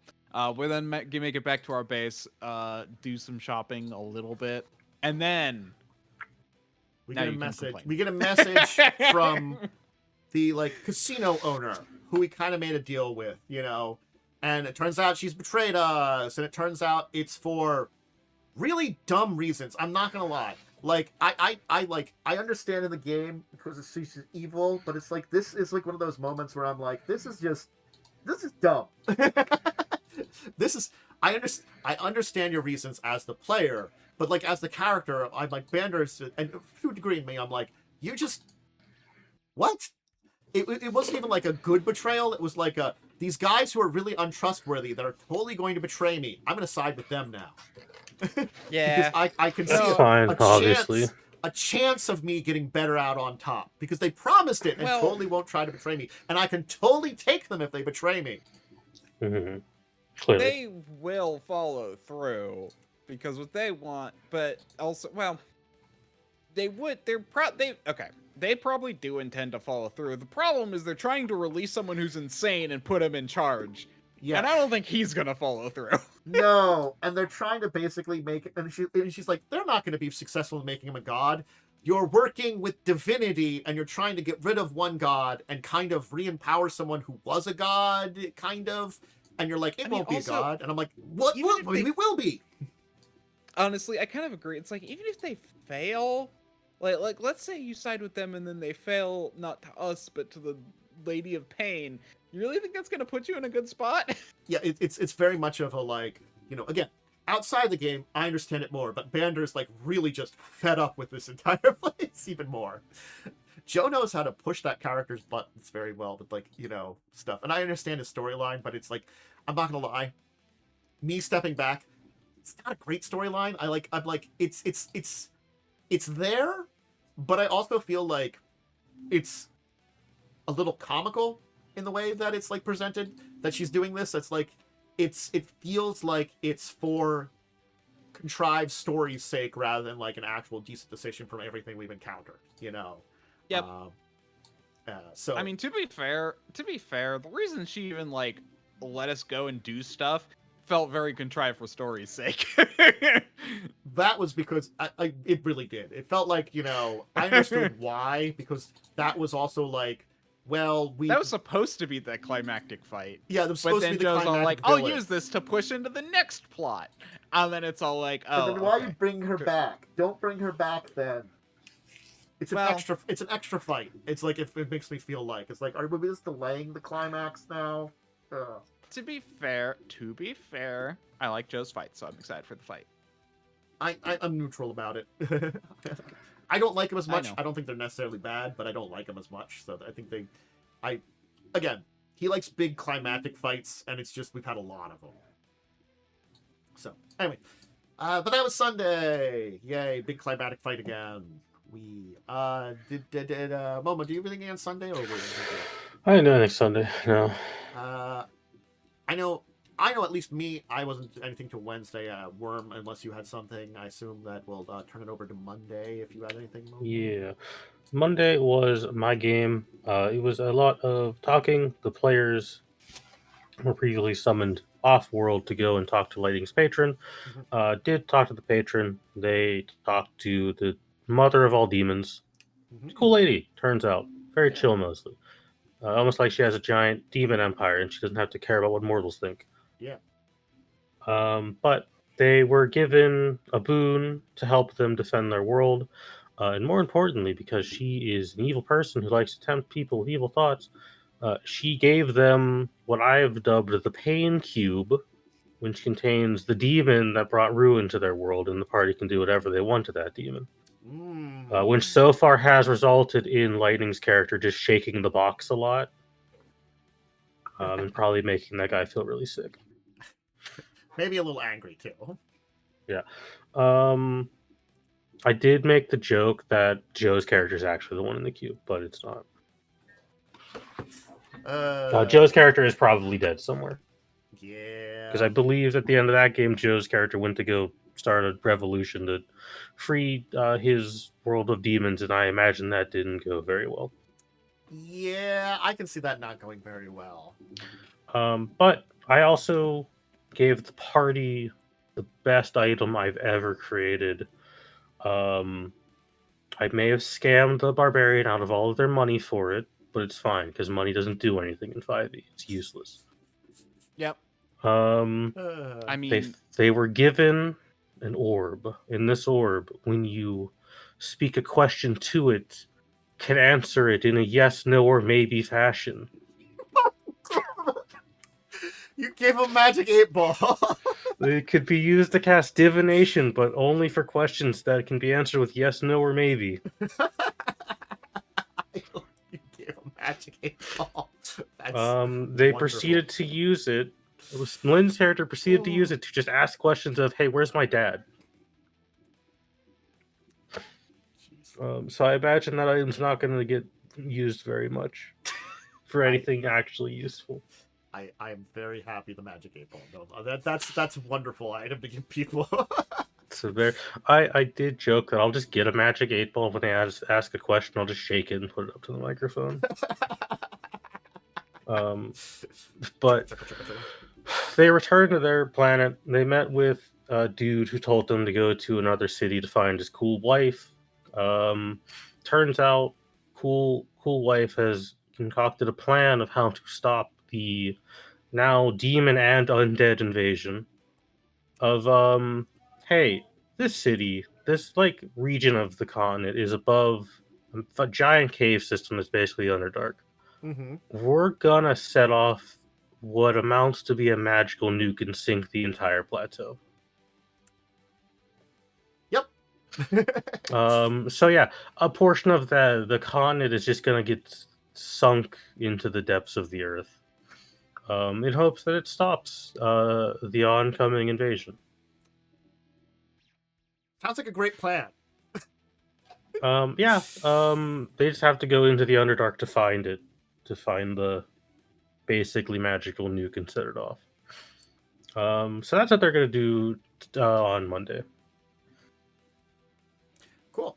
How Thumbs about up. Tuesday then? We more Hell's Rebels. We finished the really badly designed underwater dungeon. Ooh, excellent. Because, as I said last time I was on here, they didn't give us any water breathing items. We had to buy those.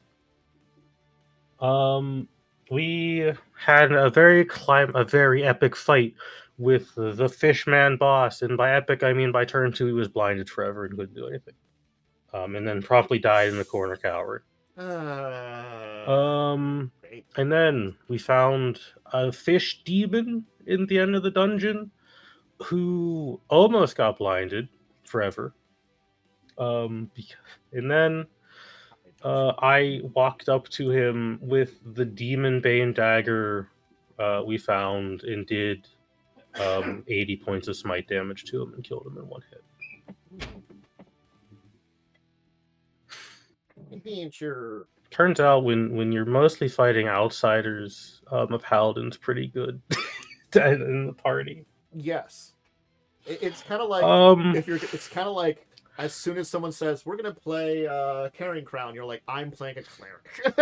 Like I'm glad the dungeon's over, because there was 2 sessions where Joe couldn't do anything because Joe is an alchemist and you can't throw weapons underwater. Yeah. So Joe literally had 2 sessions where he couldn't actually play the game. Man. Which sucked really badly. Yeah. Jeez. I didn't even think about that. Like, if you're playing a throne or... Because, like, certainly speaking, even ranged attacks kind of suck. You can get a thing that works, like an underwater bow. You can get a special crossbow to shoot underwater. You can't make underwater bombs. It's just not a thing in the Alchemist's toolkit. Jeez. But we're done with the dungeon, so we've taken full control of our new base of operations. And I guess we're going to repair the magic pump that'll unflood the basement. Nice. Which apparently is like a DC 35 craft magic item check that some NPC is just going to do. Fun. Wednesday I had Fall of Avonswell. Worm was there. It was an interesting time because the characters met with a dragon, had a nice conversation with said dragon, and were given 2 choices in order to pass on to the final area and claim the artifact they've been seeking. They can either take a spiritual journey, or they can go and root around in some basically kind of crypts. Because it's like a temple, like some of the great leaders, basically the areas that they had been their offices were turned into crypts to maintain them once they passed away. It's kind of the way it was. So basically, you have to go into those and you can find some pieces of a ritual instead. So ritual or spiritual journey. They chose the ritual, which was funny and I was fine with, but it also was kind of a little bit of the longer one, technically. But they started doing that. Which they found 2 parts of their journey. So, yeah. You have anything to add on that one, Worm, about that entire session? Yeah. Ixbenor totally thought that a trap was a pressure plate, so he just walked right over it and triggered a magical sensor. Yep. Nice. That was fun. I technically love that. I was like, yep. I mean, literally, I've never had to worry about any trap or hazard up until now for that exact reason. Look, perhaps it wasn't a pressure plate because you are a ferret. I had to do something. But also, they are just like the magic empire, the giant magic flying city. I mean, I'm sorry, you're gonna like. It's like, yeah, that's the funniest part was like, oh yeah, you can go around. You don't even need to check. I'm like, I don't need to go around. I did. I should have picked up on the fact that you were telling me to go around. I mean, I gave you the option. You chose a different option, and it went well. Look, you know, it's that kind of ups and downs of when you make checks and when you don't make checks. You know, it's been very fun, you know, Yep. a lot of times. It makes for interesting things going on. I mean, that's kind of the thing, is like, I get that, like, there are certain things that make this character just able to auto succeed at some things, but then there are some things that are just like such a pain to deal with. Honestly speaking, I don't mind it most of the time anyway, because like you can auto succeed, no one else can. Yep. You're tiny. You can get through like the area like away from other things, or you don't set that off. Everybody else does. Or a lot of times where like you're like, well, you have to ride on this guy, so they have to make the check for you, and I'm like, ha ha ha ha ha. Yep. So I think it's been fine. The size stuff I think has just been funny a lot of times too. So yeah, I'm enjoying the campaign, and I'm we'll see where things go. If everything goes according to plan, you should be, you know, finishing up that entire section next session. So we'll see. Anyway. Yeah. Okay. You know, you got 2 of the 4 things. I think, you know, in one session. I think you get the other 2. Oh, that section. Okay, sorry. I thought you meant like the whole city section. Like, I didn't. Honestly speaking, if you're smart and efficient, I could see that, but it's your team, so I'm going to say it's probably going to be like 2 scenes. You know, I don't expect you to make. I expect you to make interesting decisions, not great decisions. So, anyway, anybody do anything on Thursday? No. And I think Friday, we had Friday with Friends. Unless you had something, Momo, we can. I played Dark Raiders Friday mostly. Okay. I guess I could like off mention that. It's been rough, man. There's a lot of PvP happening at the moment. A lot of PvP is kind of spiked up. Yeah. Gotcha. That's always an interesting take on those games about like the balance between everything that goes on. Basically, like there's an event thing that opens up on the 17th where you can reset your character and get bonuses. So everyone's just full PvP mode to steal loot to increase their loot value to get more points. And it's making the game really not fun to play. Gotcha. Yeah, no, it's just become a shoot on sight game now. Again, this makes sense for some. I've heard some people talk about it, and I was like, okay, there's some problems that seems to be there, but now this a better context for it. You know, they gotta rework this thing next time they do it because it's it ain't particularly enjoyable at the moment. Yeah, gotcha. Well, Worm, how did your earlier today go? Since you good. We identified some loot, then we went back, talked to some stuff, convinced some ogres to join us for our next adventure. They were our ogres that were captured but were released because there was evidence that they were just mind controlled. So it's just like, oh, okay, well, we're not going to. We're not going to. Ogres mind controlled. I'm like, I wanted to say this. I'm like, it's not really difficult to do. Yeah. Sorry, ogres. So, it's not. Yeah. So they weren't going to punish them, but then they had then they kind of like got all our statements for the other people, and the Darrow are going to be executed, and the Dwergar, except for the leader. Well, the leader of the Dwergar is going to be executed, and then the rest of the Dwergar are going to have 6 months of manual labor and then be set free. And exiled. But, yeah. Actually, I didn't feel like I never mentioned that. Yeah, it's like the whole thing we were dealing with was Darrow and Dwergar working together. Which is odd for them. Someone committed some crimes and broke the peace.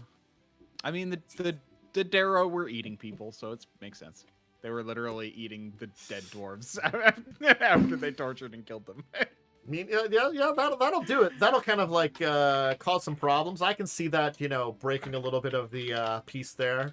Well, that's why they got the death penalty, whereas the Dwergar got just manual labor. Yeah. Well.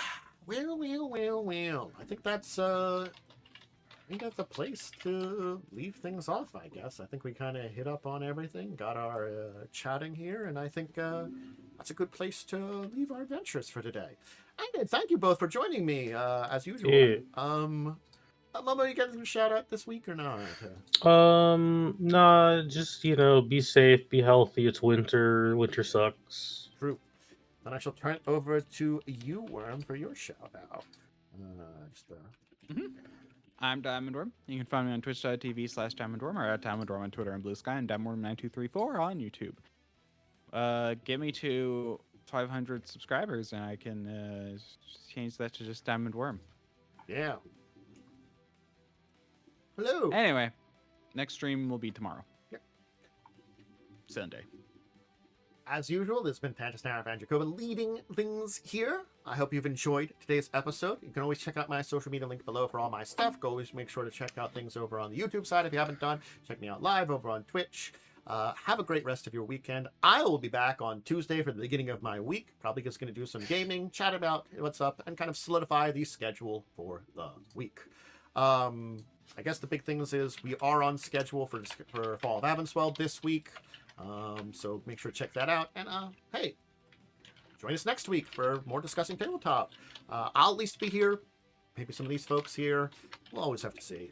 That'll be next Saturday, 6. So, all right, everybody. Have a great rest of your weekend, great rest of your day, and until next time, farewell to you all.